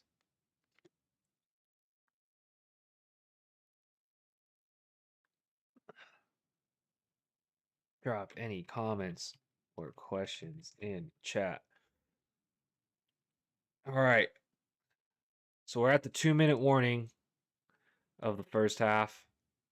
We are at the 2-minute warning of the first half. And while this gets updated, I'll update you guys on the biggest scores. We got Mark Andrews, top flex position right now. We got Devon Achane. This man is a PPR monster. Devon Achane for a running back is basically a wide receiver as well, just like Christian McCaffrey. It's insane. It really is. Because Devon Achane already has 4 receptions and 33 yards. That is like a wide receiver stat line for a half. 4 receptions, 33 yards. So we got we'll name the top players right now. We got Mark Andrews, Devon Achane, Jaylen Waddle, Isaiah Likely, Derrick Henry, Greg Dulcich. I don't know how to say his last name. Zay Flowers, Malik Washington, Ollie Gordon as the top performers of this first half. Derrick Henry, everybody wants him to get a touchdown. Everybody's got some parlay and bets on Derrick Henry, so we shall root for that in the second half. We shall root for that. Mark Andrews magically caught the 2 touchdowns. I mean, he is veteran with Lamar Jackson, right? So veteran tight ends typically could find space in the red zone and be relied upon. So good to see Mark Andrews and Lamar Jackson connecting on things. All right. Let's see. We got a second down, 2nd and 9. We are underneath the 2-minute warning now. We got 2nd and 9. Miami's going to try to run this clock down and take the last scoring potential before the half. They got a minute 27 left. We got 2nd and 9 here on the 20-yard line. So on the red zone, right on the red zone. And here comes the snap, shotgun formation, another handoff to Achane, and he gets almost all of it. He gets either 7 or 8 of the 9 yards needed for the first down. So timeouts are being taken by the Ravens, I believe, to try to preserve the clock. We got Lamar Jackson on the sideline looking on. He's up 14-6. Both touchdowns did go to his favorite target in the red zone, Mark Andrews. And so now we had 2 field goals by Miami. They are here in the red zone, almost in the green zone. I believe they are very close to the 10-yard line, right? And so we're going to have a third down and short, third down and maybe 2, and we'll see what they can do here. They'll see what they can do here. Um, you know, we got Baltimore taking the timeout to try to preserve the clock. We got Miami trying to knock on the door and score a touchdown. They've only scored field goals in this first half. 1 minute, 11 seconds left. Glory be to the Father, the Son, and the Holy Spirit. So we've got third down and 2 with 1 minute and 11 seconds left. Handoff, and they are short. They are short. Thought there was offsides there. So I didn't see the offsides, but let me see if they replay it or not. Here they go. There's the replay. Maybe. Maybe. That angle I couldn't really tell. That angle I couldn't really tell. But that was kind of a predictable play call there. Devon Achane. All right, 4th and 2, empty backfield, 5 wide or 4 wide. 4th and 2.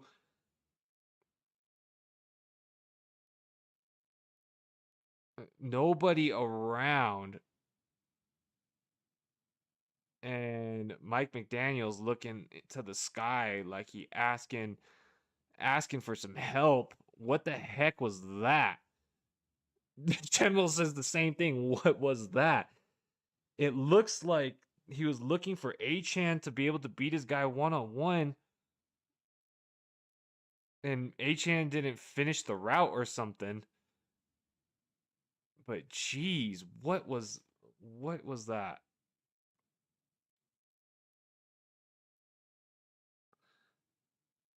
Why would they okay. What was that? What was that? All right, guys, let's dissect that last play. That Why would they use Achane there? Why would they use Achane? Knows that. And then Achane like kind of gave up on the play or something. Just run the ball. Dude, they got to make it all the way across. They're going to try to make it for a field goal here, right?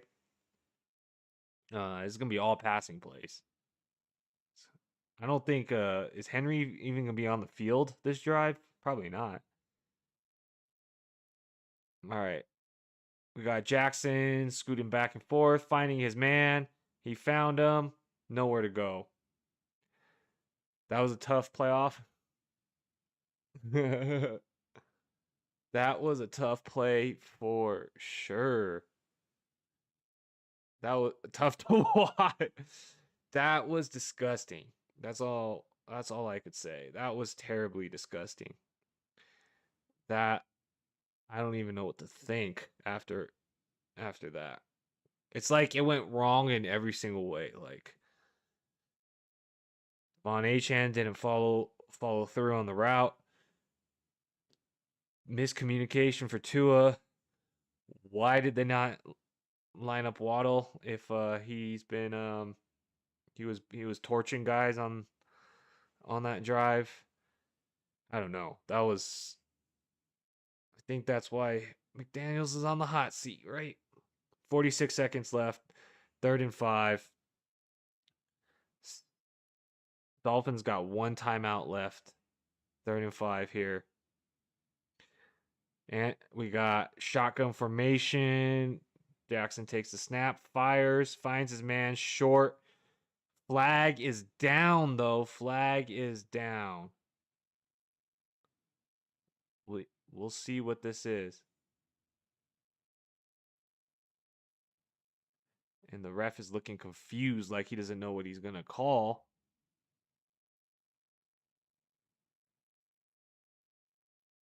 offsides on the offense. Penalties decline. Fourth down. 41 seconds left. 41 seconds left. Playoff. The timeout is held because of that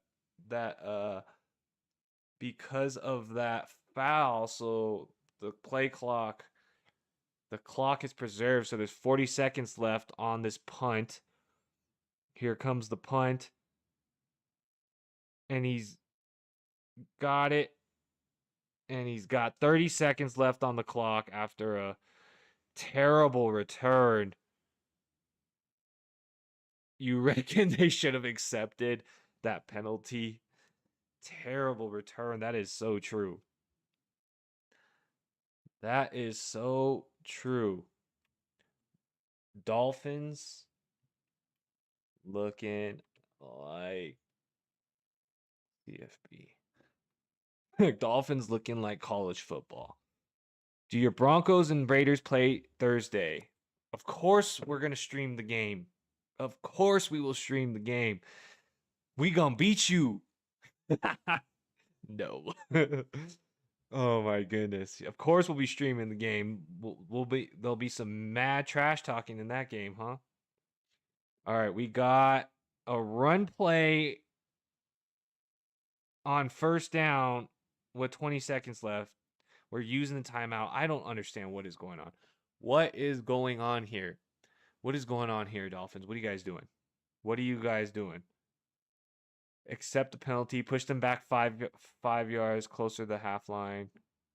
And then granted they defend the pass. I don't know. I don't know if I trust the Dolphins defense to defend another third down against Lamar Jackson though. All right, 1st and 10, 24 seconds left in the half. Let's see if we could get a couple of quick passes. Get some yards. Please no to a pick here. Please no to a pick here. All right. Let's go deep. He's looking for Achane, who gets out of bounds, gain of like 1. Man, Achane is a PPR monster. Like, look at that. He got 1 yard on that. But for PPR, that's a full point. It's so crazy. It is so crazy. So crazy. Devon Achane, the PPR cheat code. All right, here we go. 2nd and 9. 2nd and 9. Cole, we gonna be talking some mad trash on that Thursday game. All right, Tua dropping back, firing over the middle, finds his man, but he gets tackled in bounds. 10 seconds left. Has to be a spike here. Has to be a spike. And there's 5 seconds left on the clock. 4 seconds left on the clock. So there's nothing they could really do besides take a shot to the end zone. And so this is the worst possible position for you, Cole. This is the worst possible position. Because all they could do is throw deep here. You'll try if the game goes your way. You really honestly think the Raiders stand a chance against the Broncos? I would have thought that before Geno Smith completely fell apart, but man, I need to have more faith in my team. Maybe Tyler Lockett's going to get 3 touchdowns. All right, 51-yard line. Snap is off. Looking for the quick out. All right, 1 second left. 3rd and 10. Bruh, trust your kicker. Well, they were trying. Are you talking to me? You think we can kick our? You think that we can score enough field goals to beat the Broncos? Oh, the Fins. I don't think they had enough. They only had 4 seconds. I don't think they had enough time to let that go to a field goal. And you'll take the sack. You were right. Sack. Let's go. Sack. Everybody's booing. All the Dolphins are booing. Dude, Mike McDaniels is so fired. He is so fired if he doesn't get this together.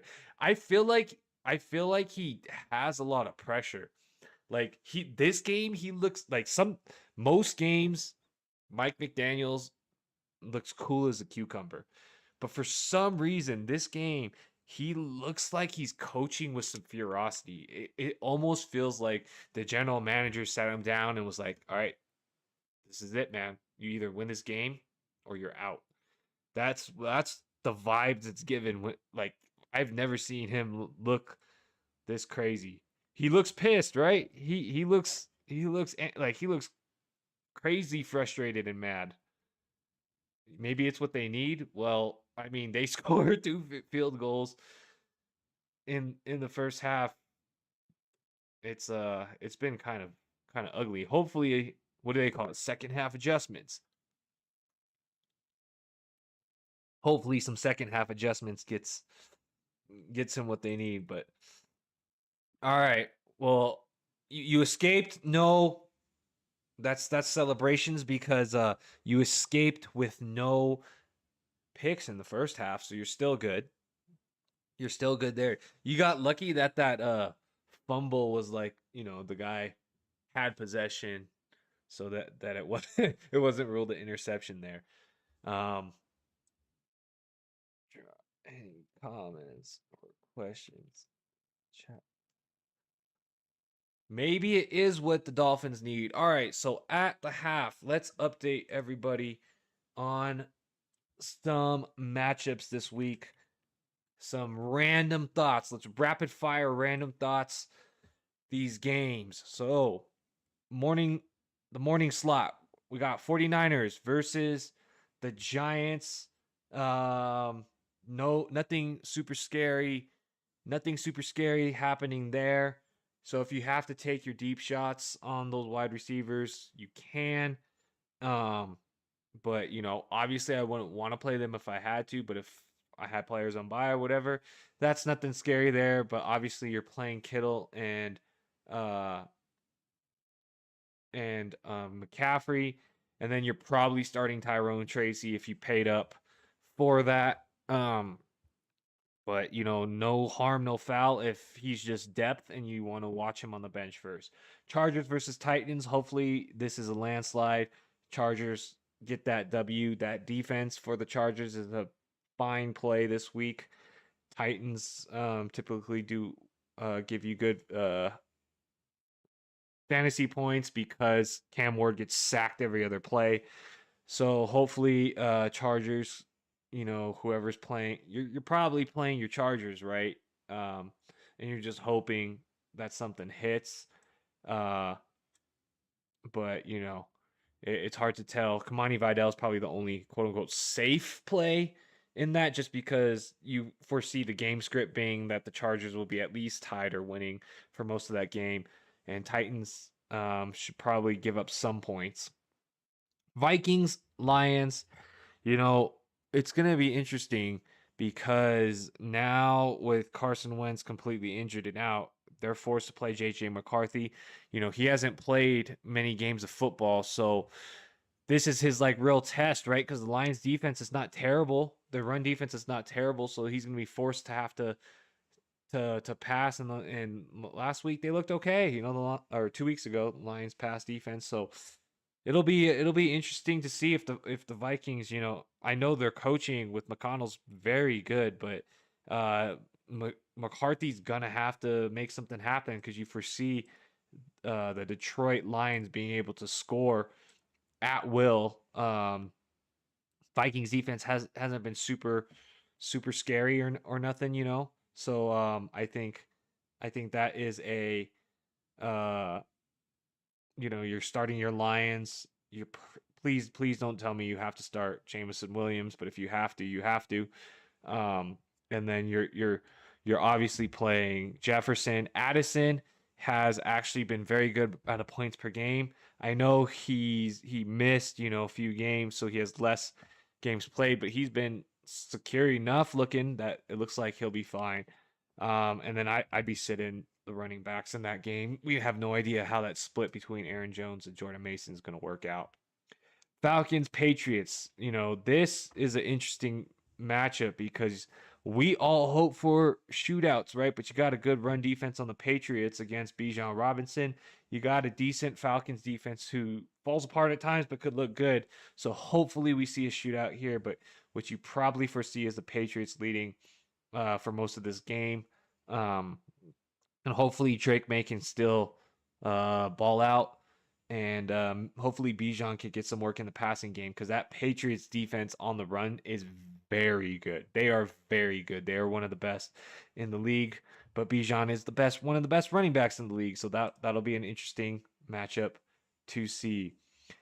General says Cole says start Jacoby Myers or Booty for the flex.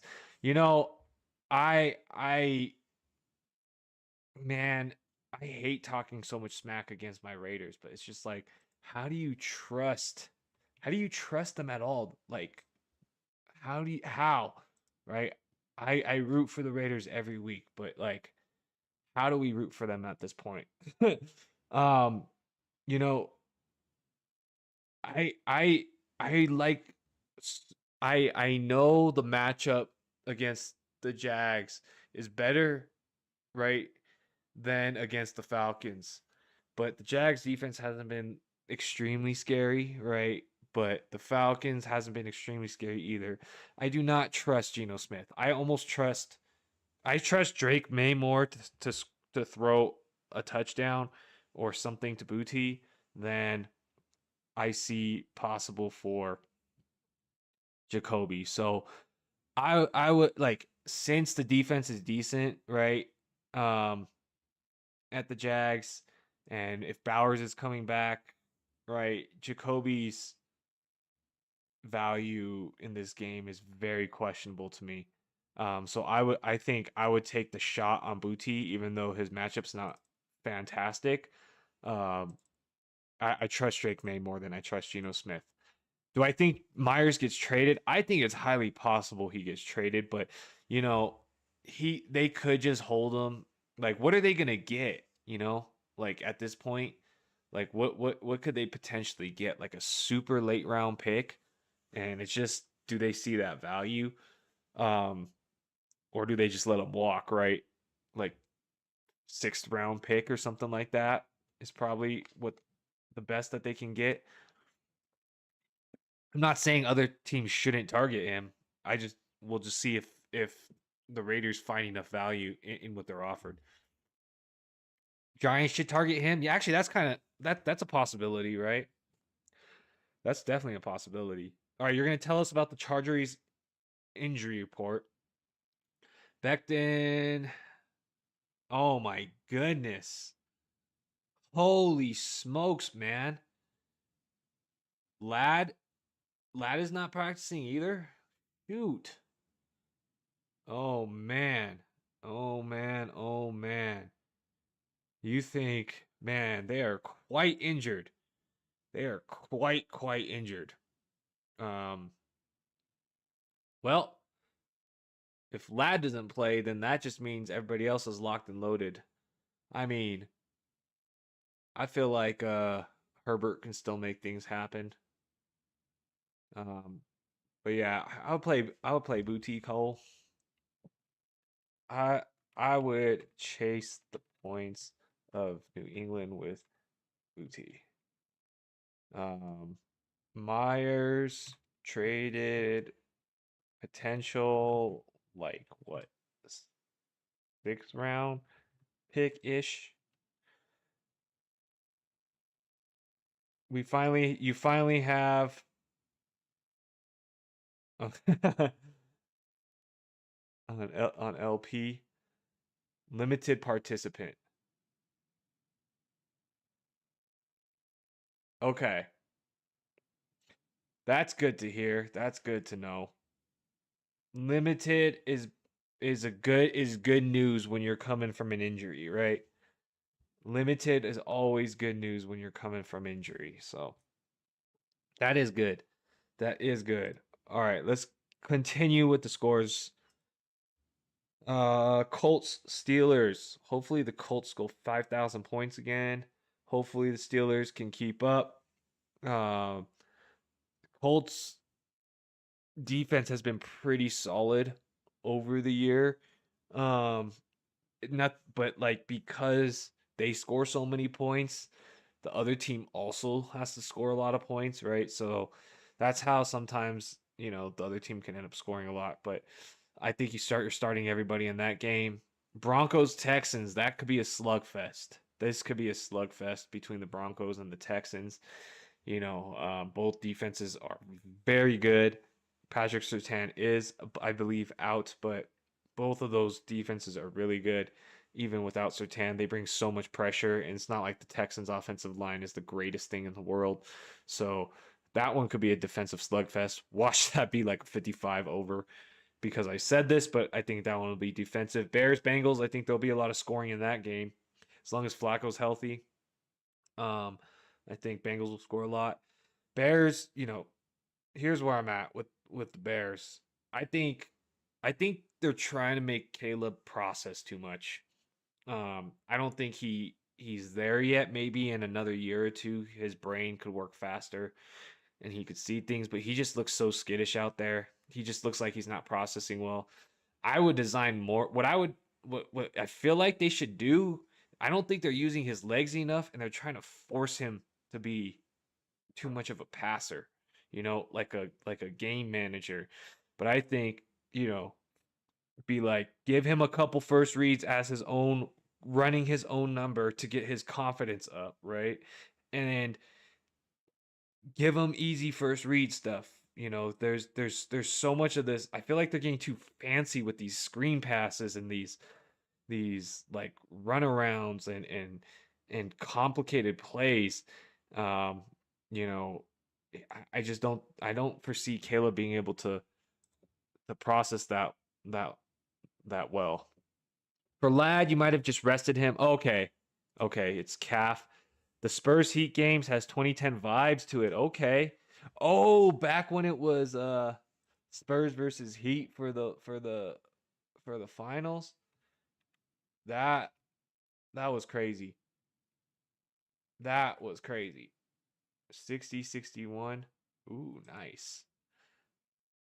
Granted, none of the same caliber of talent. You like flicks though. All right. Well, I mean, Dwayne Wade, LeBron James, Chris Bosh, very good players.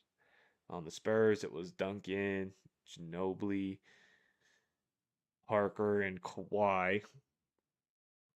So yeah, I was gonna say, well, maybe there's some talent now, but there's no way. Those are like all Hall of all Hall of Fame players. So you are right. You are right. There's not as much talent there. Panthers, Packers. Hmm. Everybody probably is betting the Packers to run the Panthers, um, and win by a lot. But maybe that one's a slugfest too. Maybe because are the Panthers gonna be able to score against Green Bay?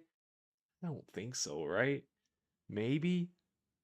And the Packers could just run a slow game. Maybe that one will be a under. I would take the under on that one. Saints versus Rams. Oh geez, bro. This one might be a runaway.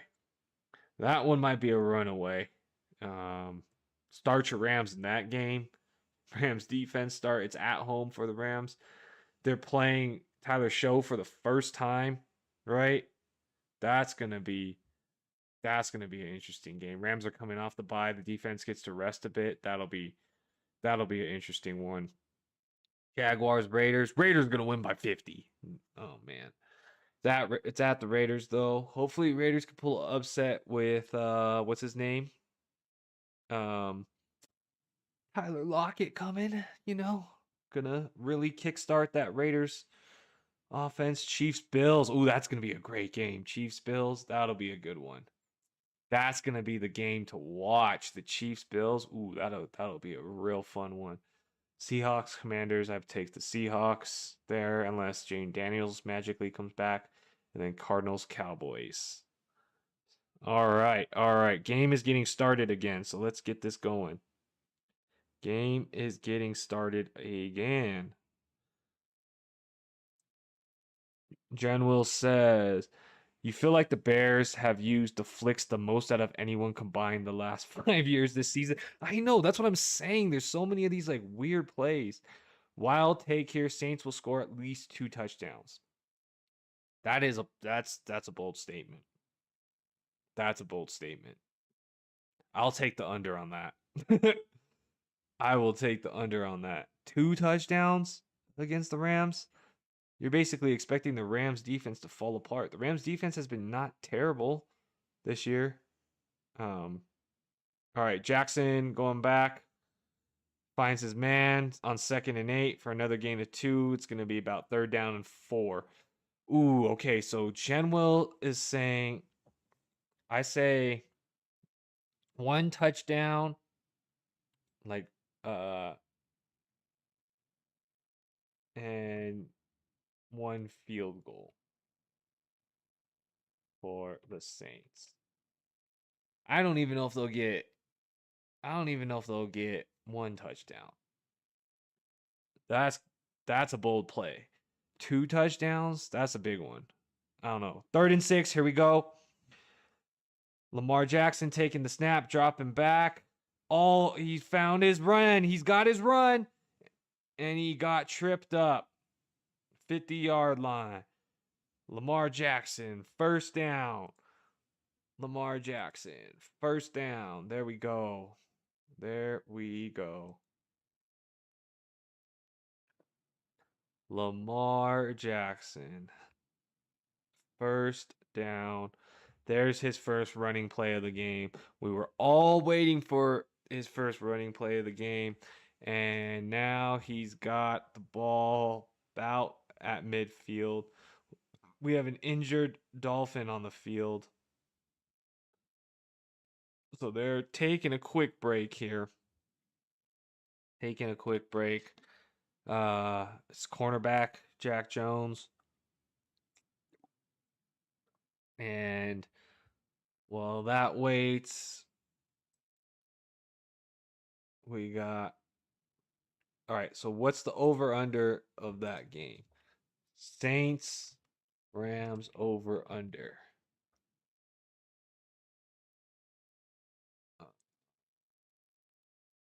What is it? So it's a 44 over-under with a 14 spread. So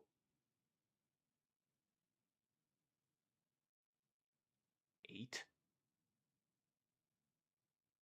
Oh, sorry, not minus 14. 7.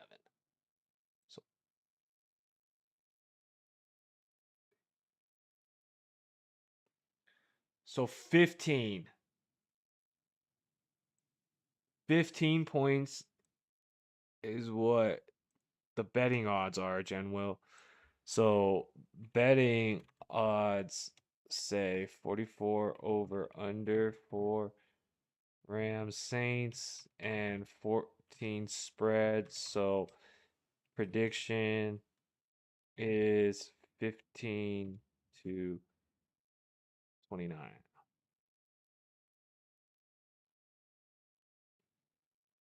We saw 14 last week with it was Indianapolis versus the Titans. Indianapolis versus the Titans was a 14-point over under again too. Or 14-point spread, sorry. All right, Flowers. Okay, you need Flowers yardage too, right? You need both Flowers yardage and you need Derrick Henry yardage. So you need Flowers to catch some yards, and then you need Derrick Henry to break away for a 30-yard touchdown or something like that. Lamar Jackson, 2nd and 7. Here we go to start the first drive of the 3rd quarter. 38-yard line across midfield. Shotgun formation, 2nd and 7. Stepping back And Derrick Henry is not in. And we got Justice Hill for the first down. So Justice Hill was in for Derrick Henry. Catches the broken play, check down, and takes it for a first down. Justice Hill, first down.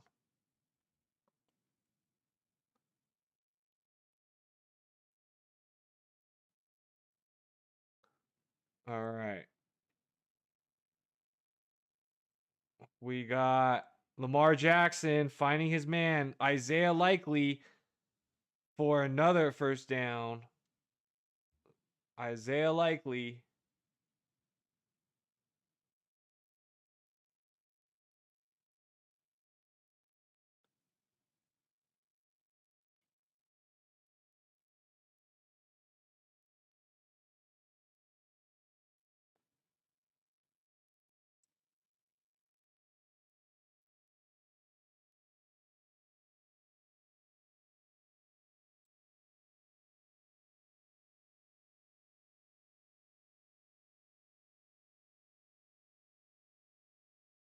All right.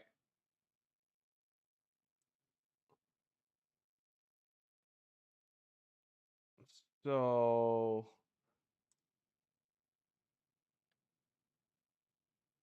Jen Wilson, yeah. So you still need 20 for Flowers and 32 for Henry. Yeah, that's what I was saying. Well, hopefully we can get you the touchdown right here because it's 2nd and 6. 2nd and 6, and you're in the red zone. So hopefully you get your Henry touchdown here, and then you just have to worry about the yardage the rest of the game. All right, Lamar Jackson dropping back, finding his man over the middle. Zay Flowers gets maybe 6 yards, so there's Zay Flowers getting a few yards for you. Zay Flowers for 5 more yards. Zay Flowers. So Zay Flowers.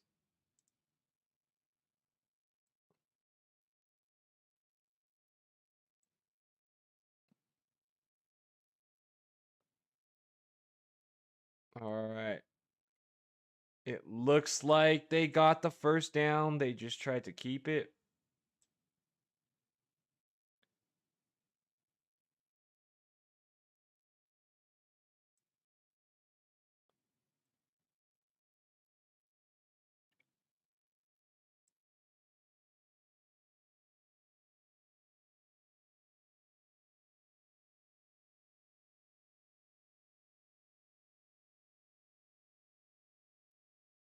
All right. We got first and goal.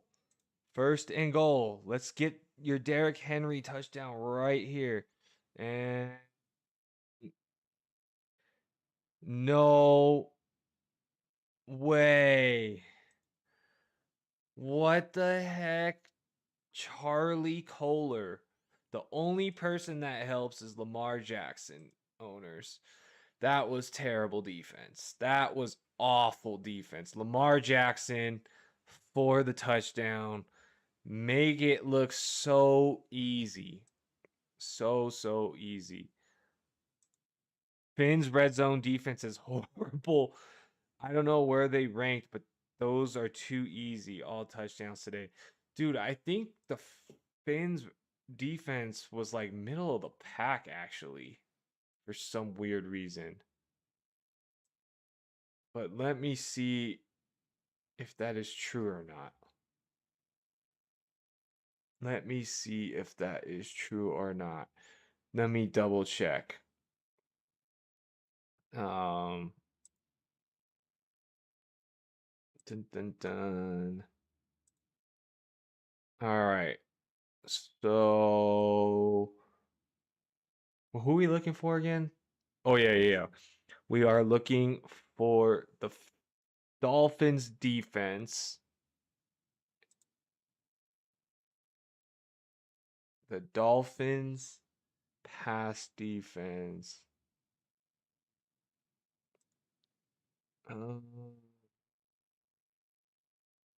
Dolphins pass defense.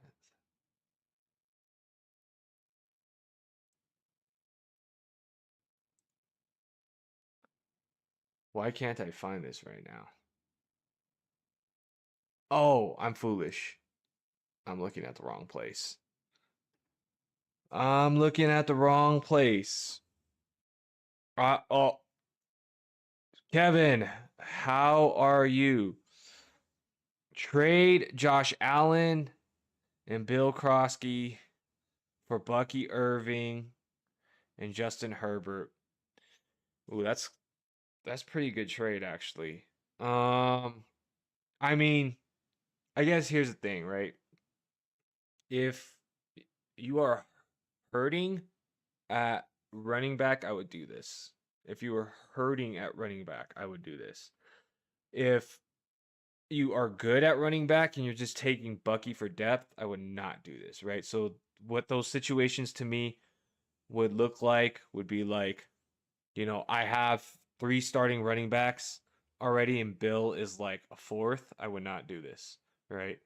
But if Bill was in my starting rotation, like I had to play Bill almost every week, I would for sure do this.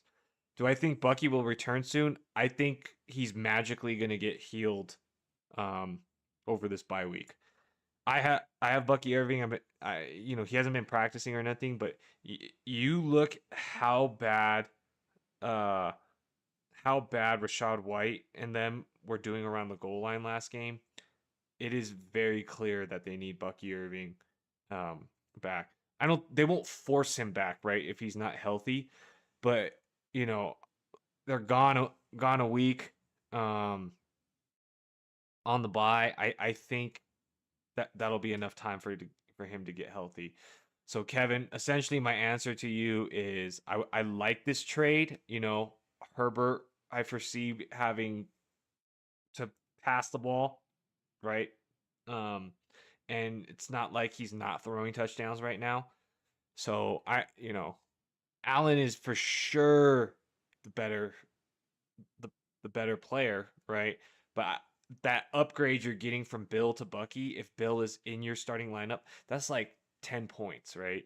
And I don't think Herbert is a less than 10 points versus Allen, right? Um, so if you are playing Bill on a weekly basis, yes, I would take this trade. I hope that helps, Kevin. Let me know. If not, let me know if you have any other thoughts. Drop a like if you can. But yeah, I would do that trade if Bill was in my starting lineup. Um, all right, we got first down, snap taken, Tua dropping back, getting sacked. Getting sacked. Um, you got Gibbs, Knight, and Benson coming back, and Gadsden in flex. Reason you want Bucky is another teammate said that they'll trade Amon Ra for Bucky and Kittle and throw Gadsden in flex. Okay. So if you get Bucky, then you're gonna flip him for Amon Ra, and then you're gonna throw Gadsden in your flex. Oh, and throw Gadsden in tight end. Yeah, Gadsden is fine to throw in the tight end, I think, as that backup to Kittle. What are you starting at wide receivers then if you're trading for Amon Ra? Because then, what I'm understanding, your roster build, you're going to be starting, if you do these trades, you're going to be starting Justin Herbert, Jamar Gibbs, Trey Benson, and then you're going to be playing Amon Ra, and then who? Like who are your and then Gatson in the flex. You have Keenan and Pearsall. Oh, that is very rough. That is very rough. So Keenan is your wide receiver 1 right now, is what I'm assuming. Okay. Yeah. Yeah, then you kind of got to do that, right? I mean, you pretty much have to because otherwise you're going to be shooting air in your in your wide receiver positions. I think you have to do this. I mean, it's very hard for me to see a winning. It's possible, right? Like anything is possible in fantasy football, but it's hard for me to see a winning roster with Keenan Allen and Ricky Pearsall as the wide receivers starting, right? But Amon-Ra and Keenan, like you can foresee a uh, a roster, right, with Amon-Ra and Keenan as your wide receiver. So I would do that. I would do that. Hopefully that helps you, Kevin. Let me know if or if not. Drop a like if you can. Let me know if anything else, and hope you stay through the stream and or see you Sunday. But yes, based on your roster, I would do both trades, right? I would do both trades if I were in your position.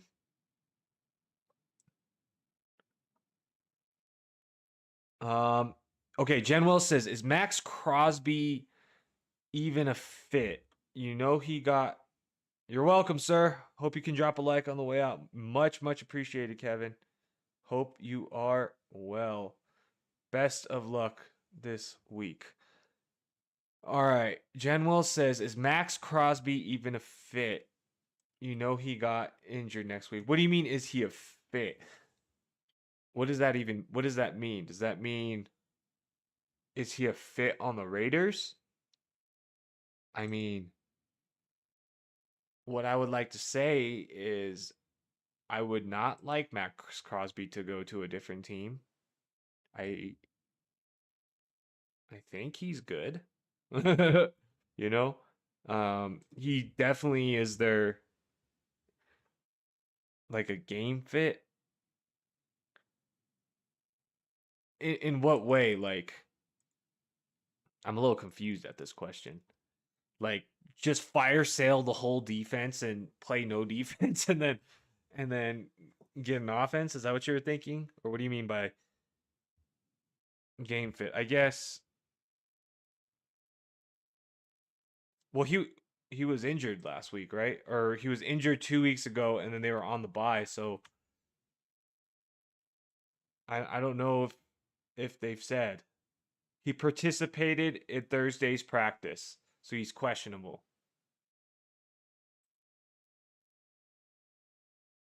He is questionable. He is questionable. So, I mean, he's practicing again, so I would assume he's going to play after this bye week, but we don't really know, right? Um, we do not know if he is going to be able to play or not. But he practiced. He practiced. I guess that's the best we could say, right? I guess that's the best we could say.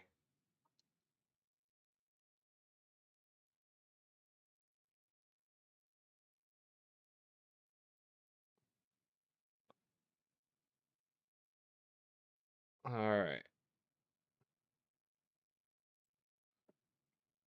Um, is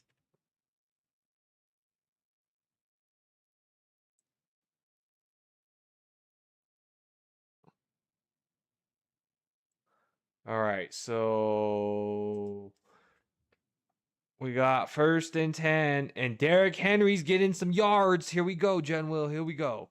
We gonna get you all the yards you need on this drive.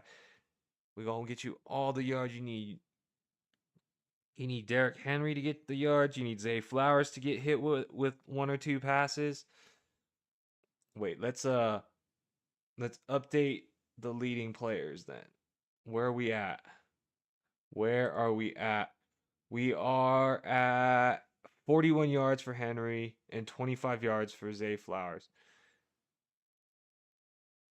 And we do not have Derrick Henry in anymore. What are we doing, guys? What are we doing?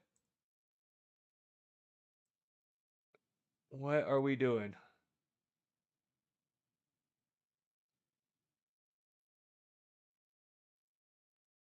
All right. Come on. We got to We gotta. We're past the 50-yard line for the Baltimore Ravens. They are past the 50-yard line. The Ravens are driving the ball past midfield. They're taking a timeout right now.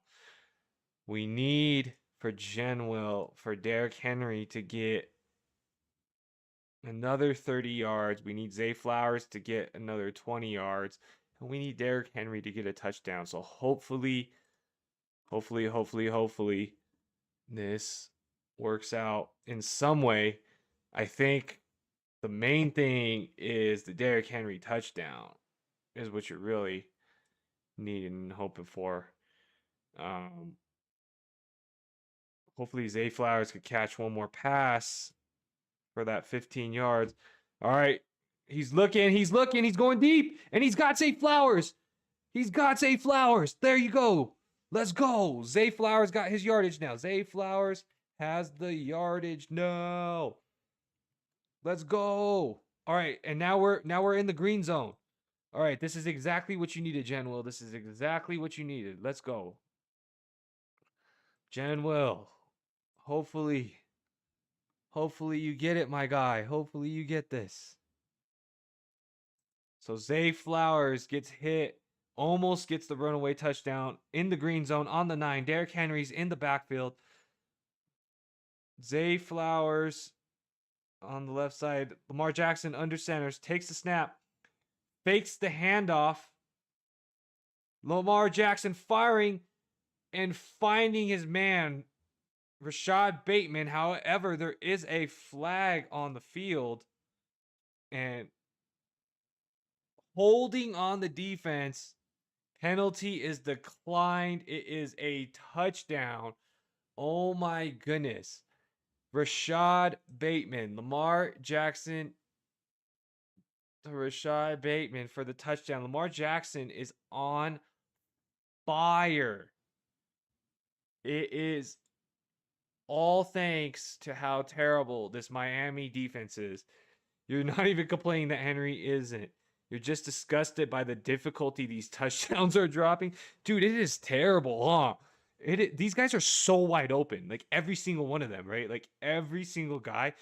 It hasn't even been a contested catch, right? It's every single time. It's just been a wide open catch. This is insane. This is insane. Dolphins defense wide open today. I can't re-say that out loud. That is not accepted in YouTube's policy, so I cannot condone that. But it is true. It is true. All right. Well, I was about to update the score, but now you got to do it again. Do it again, right? So Zay Flowers now with 64 yards. Zay Flowers now with 64 yards. And can you believe it that Rashad Bateman has a touchdown?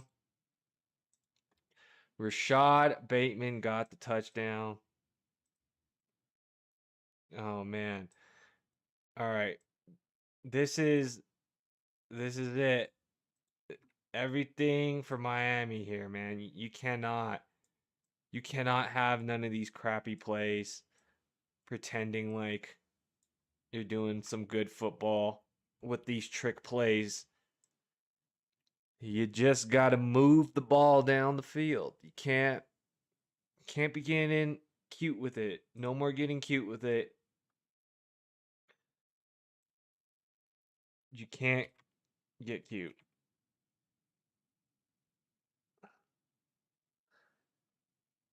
Can you believe Cole got a TD and no one was around him within 20 yards? That's what I'm saying, man. It was this defense. Oh, that's what I was going to look up. I was going to look up their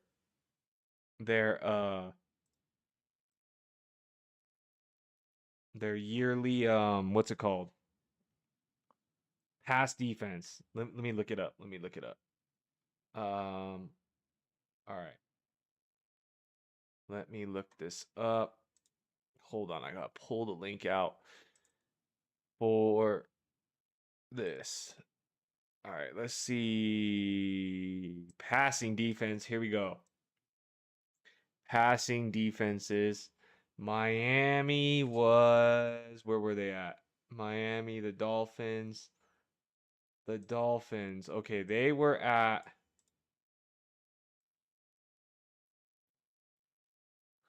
1,700 yards and 11 touchdowns.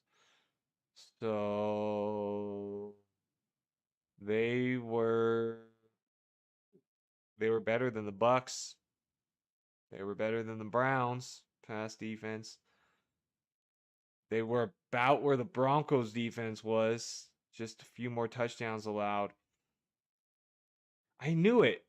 I had a feeling. I was like, weren't they like middle of the pack? Okay. Okay. Yeah, they were like middle of the pack before this, but not anymore. Not anymore. All right.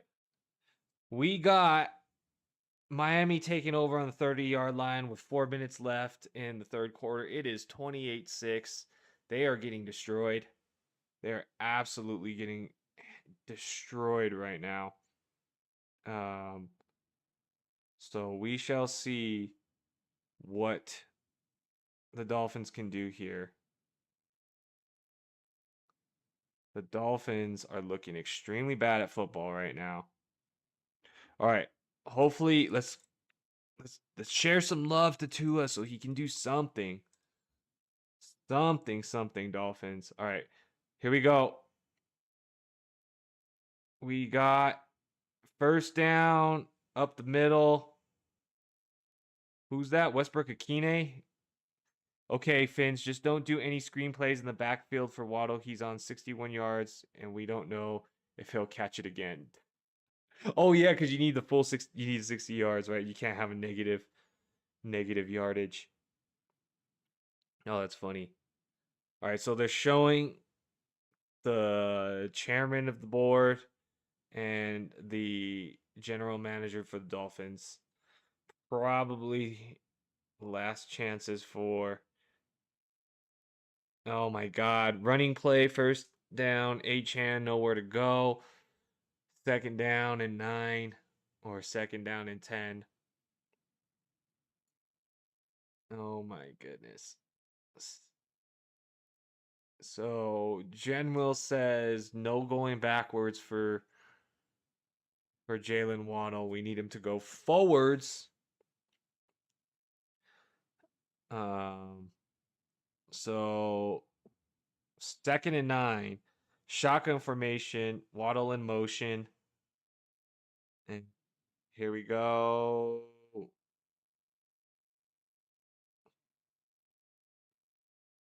Ball straight into the turf for Tua. Third and 9. He's getting booed in his own stadium. Tua getting booed in his own stadium. Oh my God. Third and 9. Third and 9. So Miami's third and 9 here. Miami is third and 9 here. Shotgun formation. Third and 9. Dropping back. And they're going to have to take a timeout. Wow. And they have to take a timeout.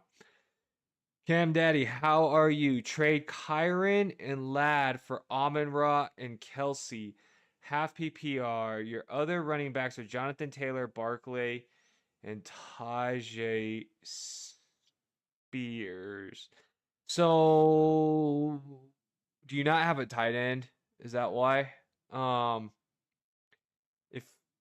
are your wide receivers as well?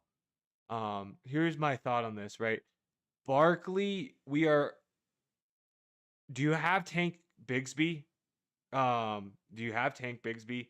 The reason I just asked this is they said Barkley's healthy, right? But we're not sure. So if you have Tank Bigsby, or if Tank Bigsby is on the, what's it called?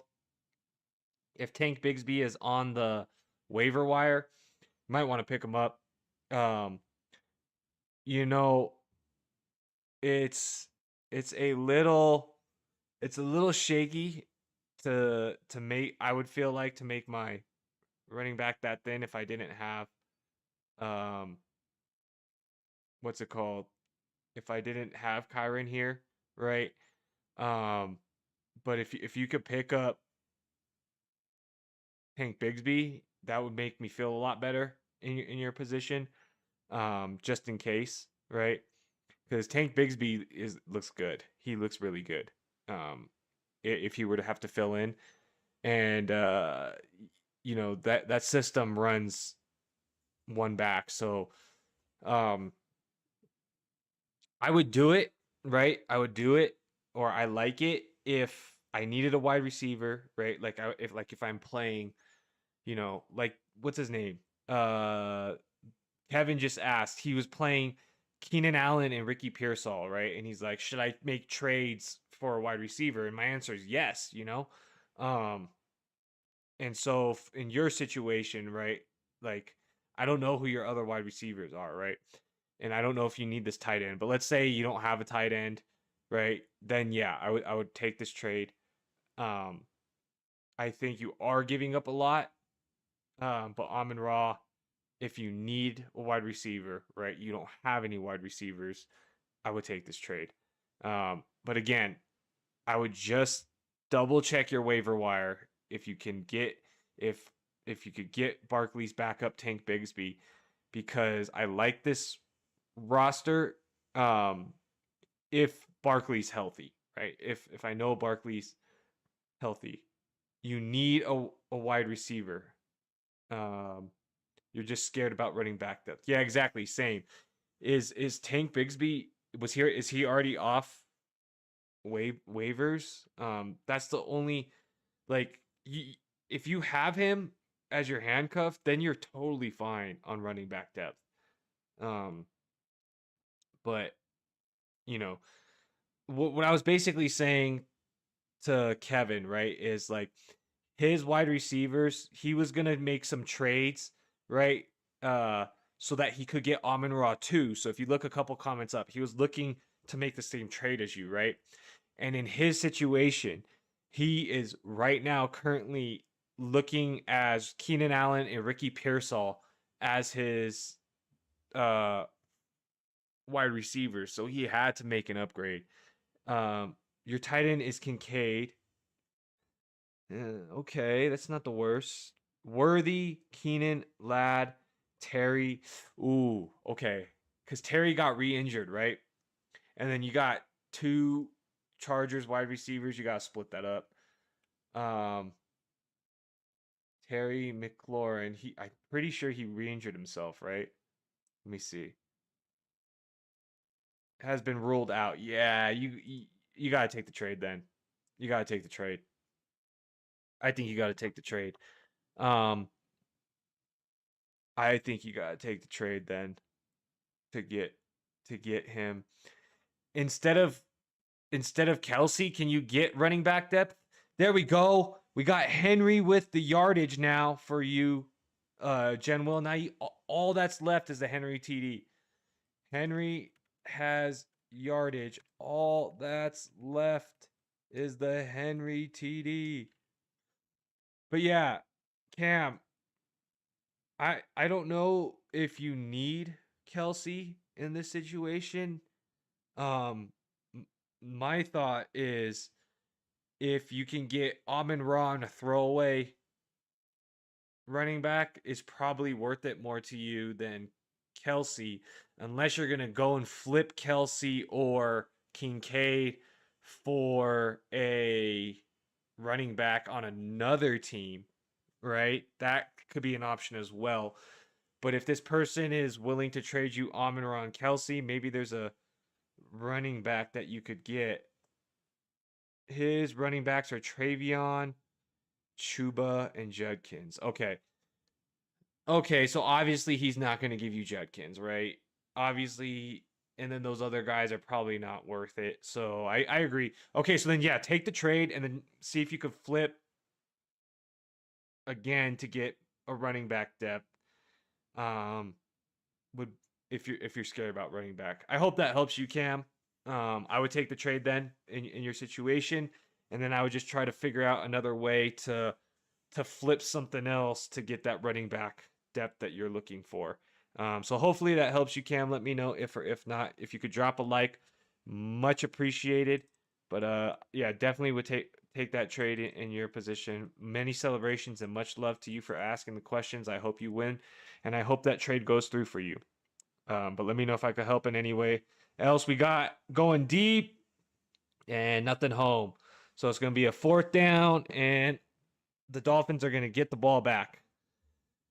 Appreciate you, Cam. Much appreciated. Much appreciated. Hope to see you Sunday, brother. Hope to see you Sunday. But stick around if you're not doing nothing. We got 4th down, and the Baltimore Ravens are going to punt ball back to the Dolphins. The Dolphins are getting booed in their own field. That is not good. That is not good when you're getting booed in your own stadium.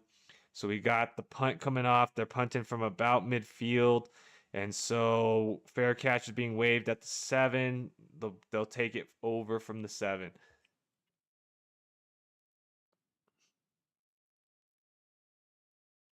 Feel free. Anyone drop any more questions in chat? More comments. Oh, Cole's back. Cole is saying, oh, because of the interception now, huh? He's gonna be throwing a little more desperately now. So okay. No interceptions here. No interceptions.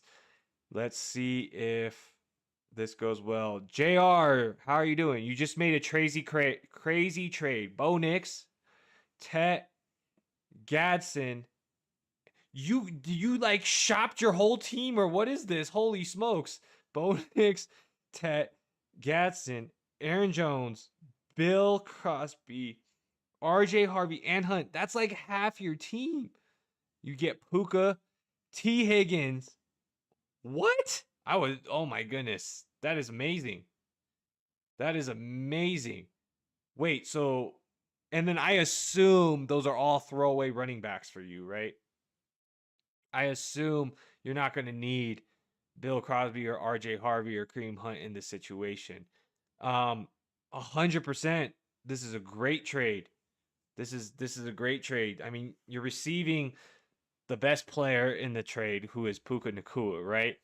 You're receiving arguably the second potential highest upside is T. Higgins at his position, right? So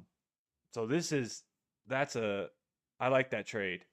I would give that trade an A, especially if you already have running back depth. Okay, so you have CMC. Okay, so you're gonna rock and roll CMC and Bucky. Ooh, you need a 3rd running back though. Okay, so now that you cleared your whole roster, you got to pick up some handcuffs then, right? You got to pick up some handcuffs or some running backs. So I love the trade. I don't know if it's JR or Junior, but I love the trade. But because now you have an empty bench, you gotta I feel like you gotta go get some running back handcuffs, right? Tajay and Algier on the waivers, get both of them. Tajay Spears, potentially I see Tennessee either trading away Tony Pollard or just letting Tajay start to get the majority workload. In a PPR league, he is definitely valuable. Tyler Algier is a great handcuff. So yeah, if you still have open spots, pick those guys up for sure. You need to you need to get at least one more, because Bam Knight is only going to be serviceable for 1 or 2 more weeks, right? Could be a few more, right? But once Trey Benson comes back, he's not gonna be as valuable. So you need to make sure you have another backup. Hopefully this helps you. If you could drop a like, much appreciated. But great job. You got you did well in that trade. Great job. So much love to you for dropping those questions. Celebrations to you. Hopefully you win. And make it to playoffs with your new team. If you could drop a like, much appreciated. And then pick up those running backs. That's some good depth. Drop any questions or comments in chat. Genwell says they went on a 17-3 run in the last quarter. Close to tie game. All right. Let me check that out. So Miami is losing 91-96 with 5 minutes left. All right. You guys can do it. All right. Devon Achane catching a pass. It's a 10-team league. PPR, your roster's now JD5, nice. BMC / Bucky, nice. Puka / McConkey / T. Juwan / JMO, and McBride. Ooh, that is a potential championship. Potential championship run. Appreciate the subscribe, brother. Appreciate it. Drop a like if you can. All right. And if you got, honestly, yeah, you can either let go to get those backups, or maybe look at Juwan or something, or JMO for that backup running back. But yeah, maybe you could pair Juwan and JMO for a running back or something. Because if you got Puka, McConkey, and T, that's enough wide receiver depth for sure. All right. But thanks so much, Jared, for the subscribe. Much love to you. Much love. Great roster. Hope you make that ship run. All right. Appreciate any likes anybody's got. We got the Ravens running away with this game.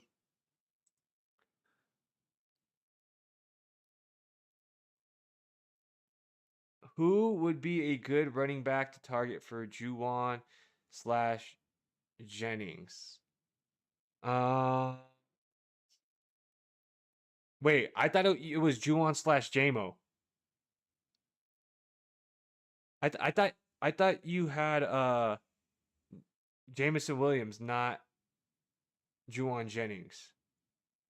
Or did I misinterpret this? Because it says Juwan and / JMO.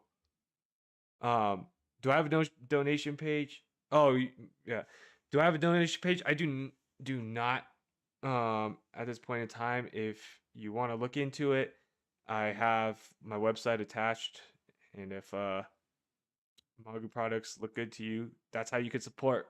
But if not, all good. Just showing up for the stream is a good way to support. But I don't have a donation set up. A couple people asked for that, so maybe I should get that set up. Okay, so Jameson Williams and Juwan Johnson. So what, when we say let's target people, right?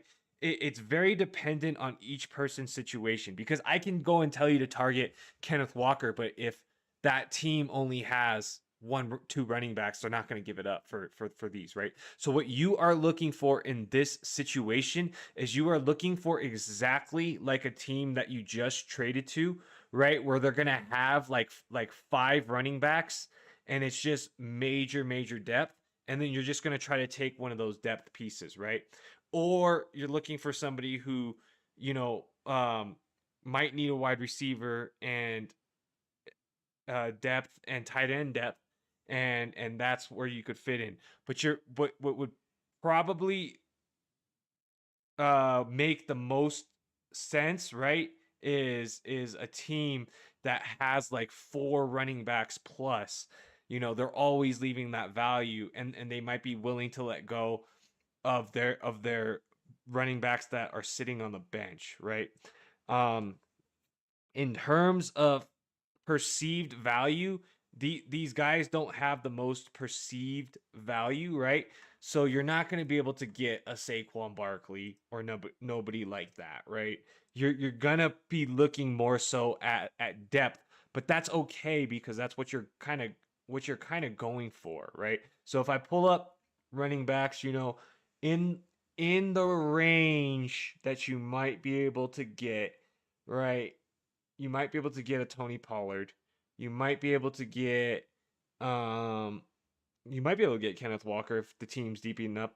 You might be able to get a Kareem Hunt, a Woody Marks, Zach Charbonnet, Nick Chubb, Isaiah Pacheco, right?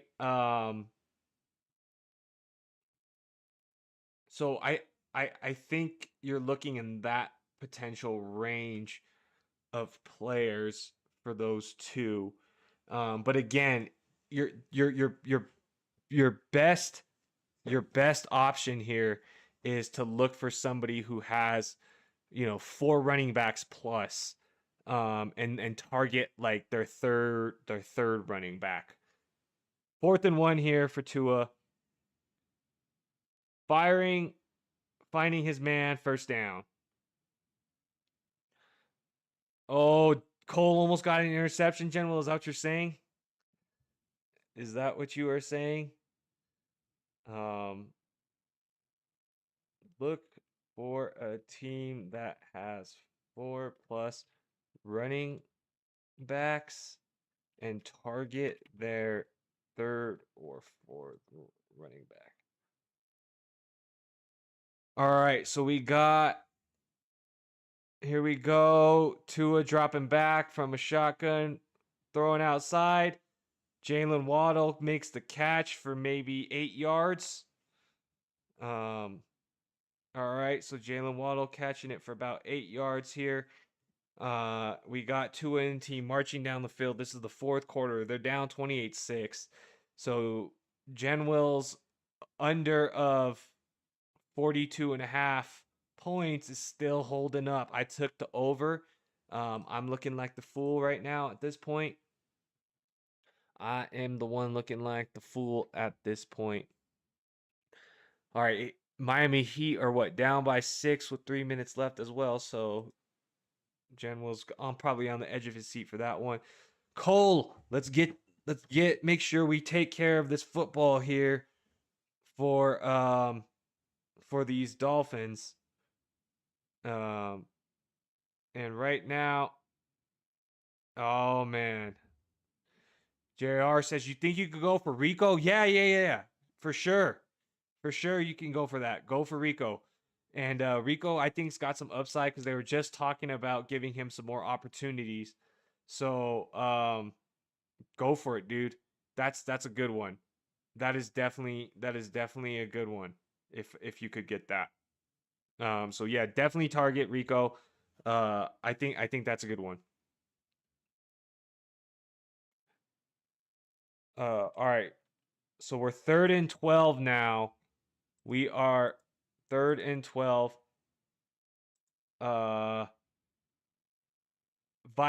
Potentially Vidal. Either one of those. Either one of those. If they're on different teams, just target both of them and see who answers.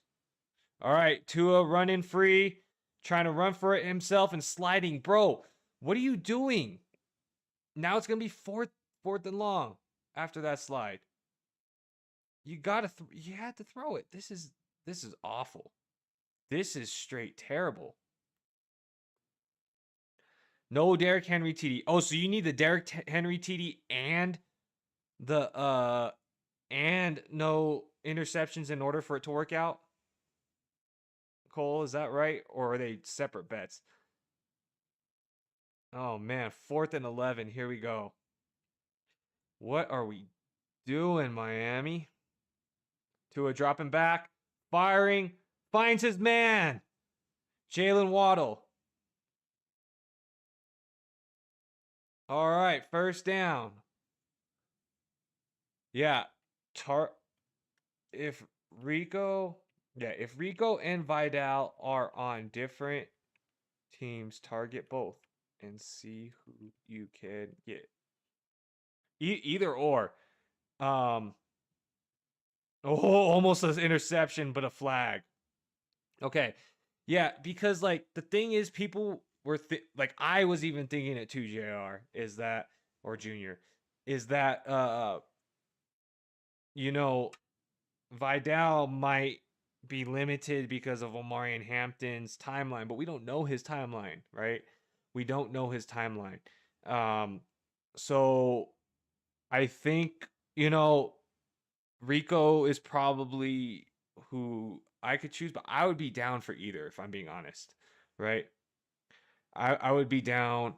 I would be down for either if I'm being honest. 1st and 10 on the 13-yard line. Uh, we got Malik Washington saying they're saying he fumbled it again. They are saying he fumbled it again. I think Malik Washington was the one who fumbled it last time too, right? Fumble. Holy smokes. Oh my God, he did fumble it. It's JR. Okay, JR. JR. Thank you for letting me know, JR. Yeah, I would take either Vidal or Rico. How's the fantasy teams doing this year? 5-3. I think that's like tied for second in my league right now. I've had a rough go on this. I consolidated. I did not join my other leagues this year. I chose this to just do this one league. Um, how's it doing? Uh, it's all right. I had Bucky Irving injured. I had George Kittle injured. Um, so for the injuries I've had Drake London injured. For the injuries that I've had, I think I'm satisfied with that record, I guess. Um, barring those injuries, so hopefully can still make playoffs and make a run for it. What about you? Where are you at with your record? So I'm 5-3 and had Kittle injured, Kittle and Bucky injuries, Kittle, Bucky, and London injuries. Man, I can't believe this just happened though. So Miami turning the football over again. Malik Wash, he's the one that fumbled it the first time, right? Am I tripping on this, guys? He is the one that fumbled it, right? Um,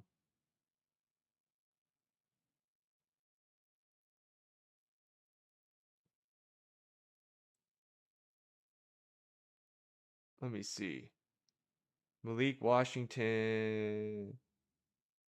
No, it says he has one fumble. Oh, Tajay Washington was the one who had the other one. Oh, okay, okay, okay. Okay, okay. That's why, because they're both Washington. I messed up, guys. I messed up. I messed up. I messed up. All right.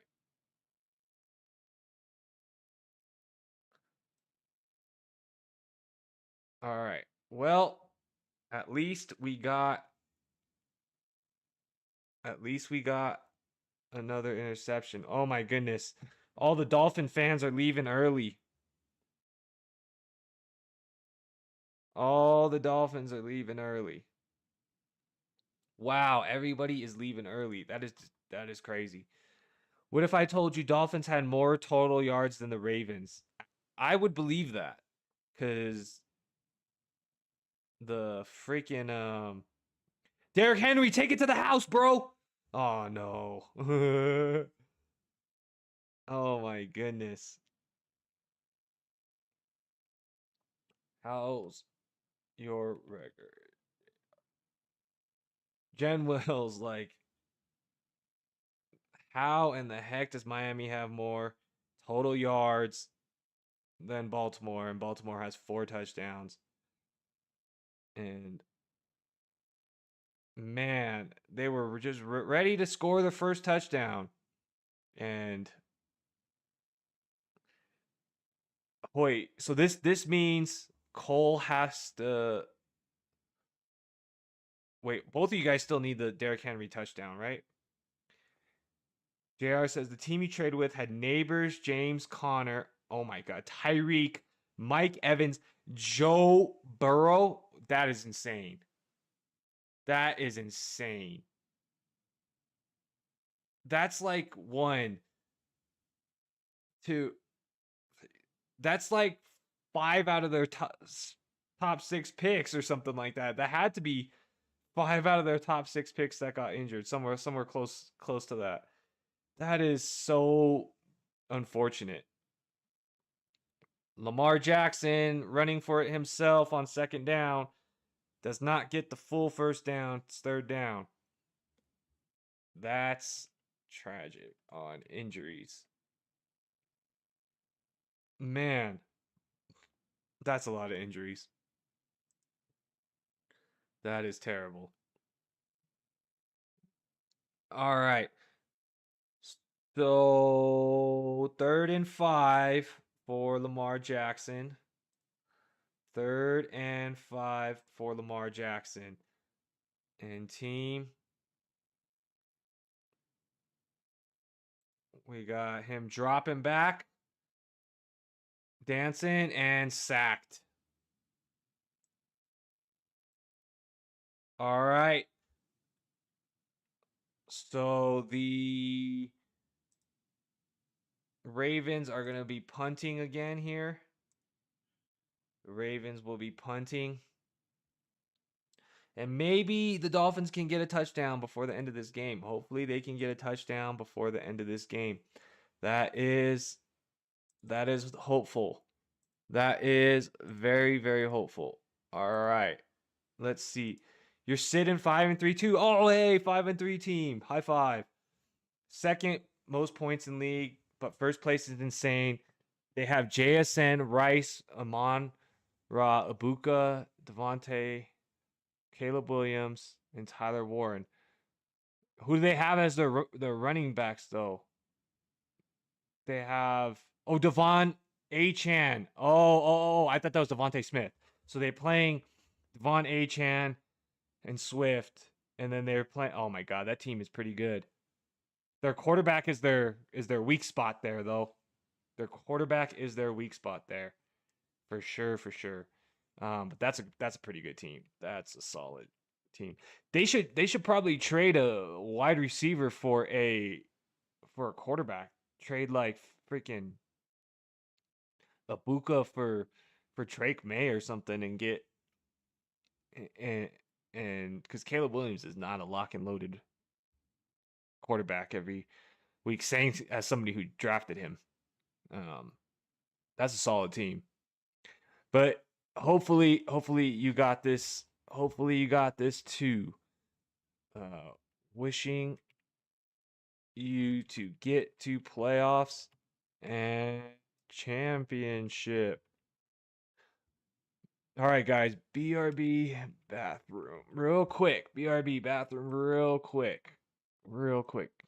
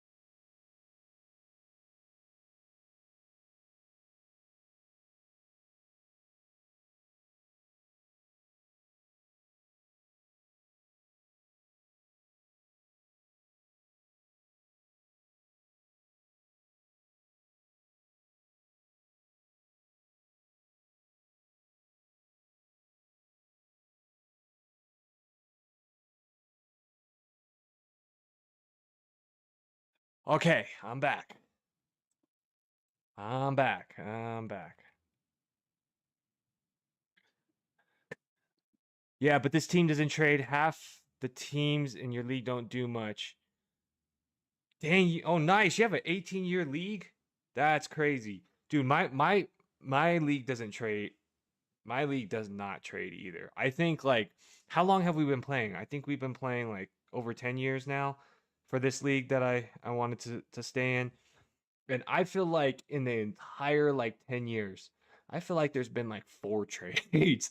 Like I swear it's like there's only like one trade like every other year.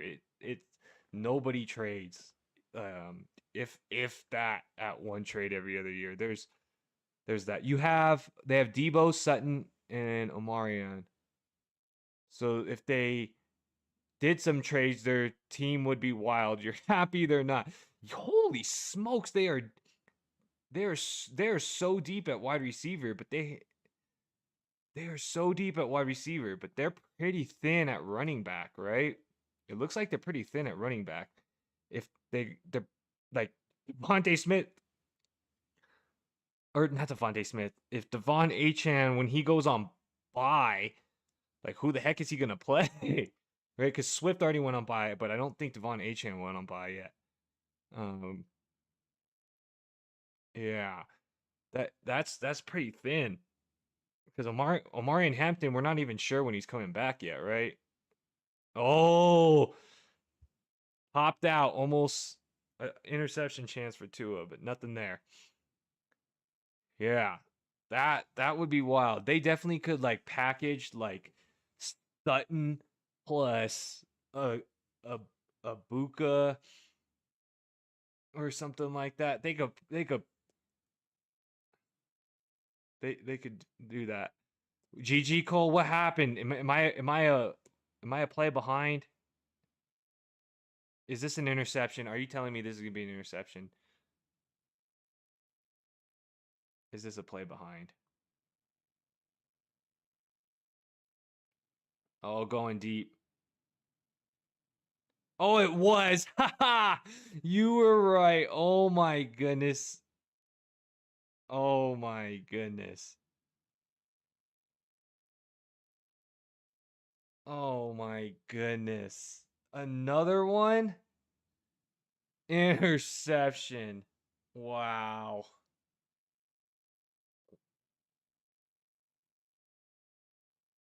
Wow. Wow. Wow. Wow. Wow. Wow. Oh my God. That is terrible. That is terrible. Oh my goodness.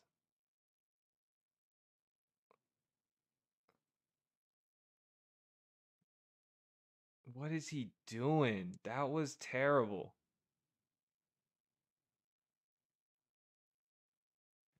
Oh my God. All right, guys, that is crazy. So we had Tua throwing the interception. There we go. There we go. Oh my God.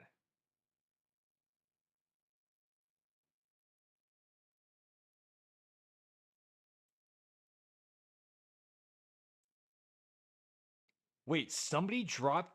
Is that Terry? Somebody dropped Terry McLaurin in your league? I don't think he's out for the year. I saw he was out for the game. Whoa,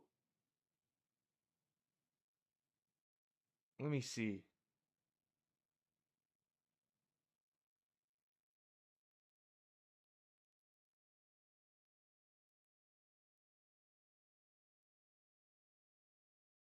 Yeah, all it says is he's been ruled out. I mean, in in in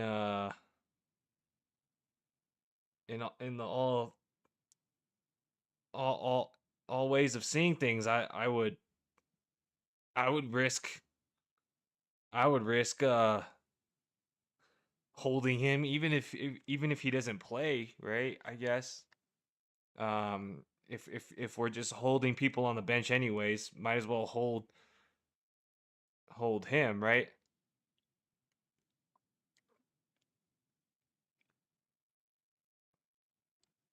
It was weird. You'd have to drop Juwan or drop Green Bay defense. All right, let's look at that real quick. Um,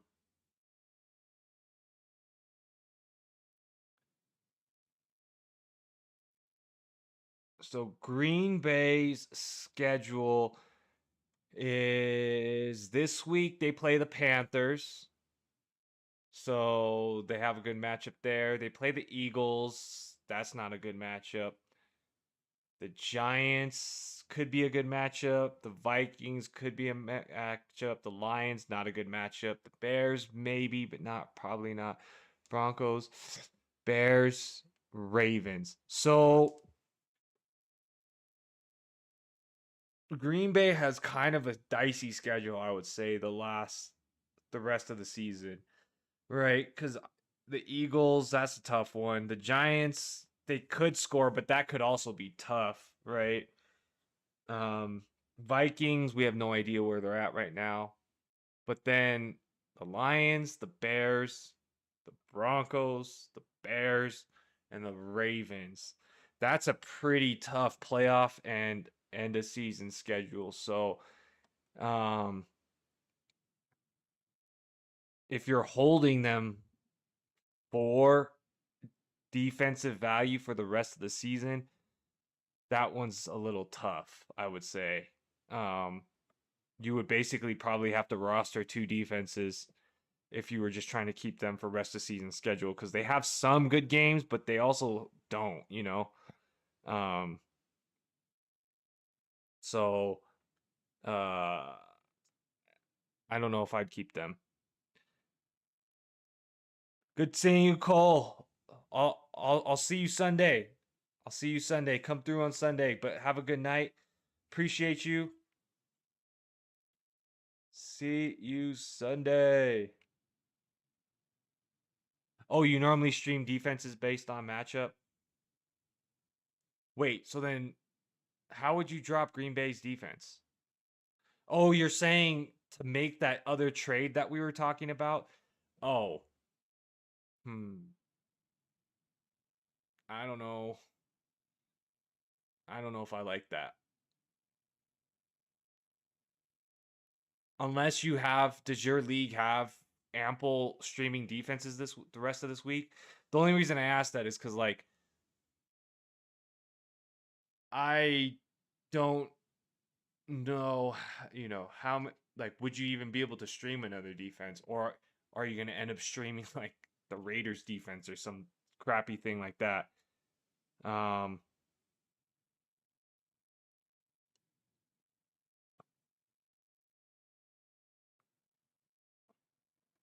all right, looks like the Ravens are about to win this right here. Um,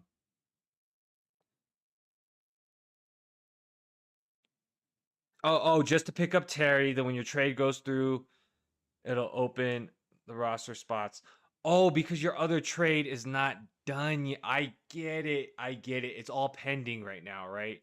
It's all pending, but this is the same night that the trade goes through, but then the Terry McLaurin waiver goes through as well. Is that what I'm understanding? Like the Terry McLaurin waiver is going to clear tomorrow morning.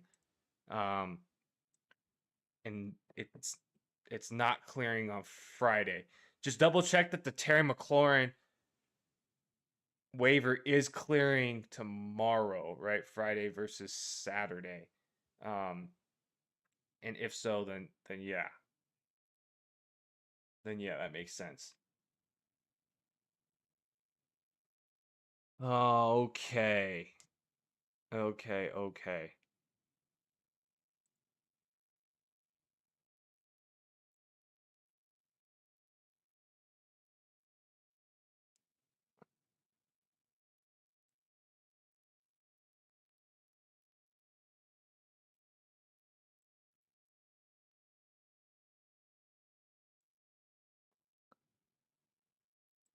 Okay, your team goes on 8 p.m. tomorrow.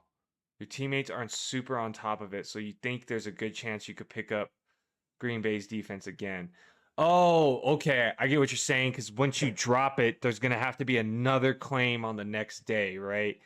And then as long as you can put that claim in, you don't think anybody's going to be probably checking claims between Friday to Saturday. And anybody would be just looking on Sunday morning itself for a defense. So if you drop them now, then you have a chance to put another claim. Yeah, I like that. I think that should work as long as, like you said, I mean, most people don't put claims on defenses, right? So as long as you're okay sitting at the at that last claim, then you got it, right? So I like it. I really like it. I think that's great. I think that's great, JR. But all right, guys, it looks like this game is completely done. I appreciate everybody who watched. I appreciate everybody who voted in the poll. We have the Ravens that won the poll. It says the waiver claim goes through on November 1st. So you're right, your trade will go through before. Oh, okay, sweet. Yeah. Okay, so then your trade will go through and then you don't have to drop the defense at all, right? And then you don't have to worry about nothing.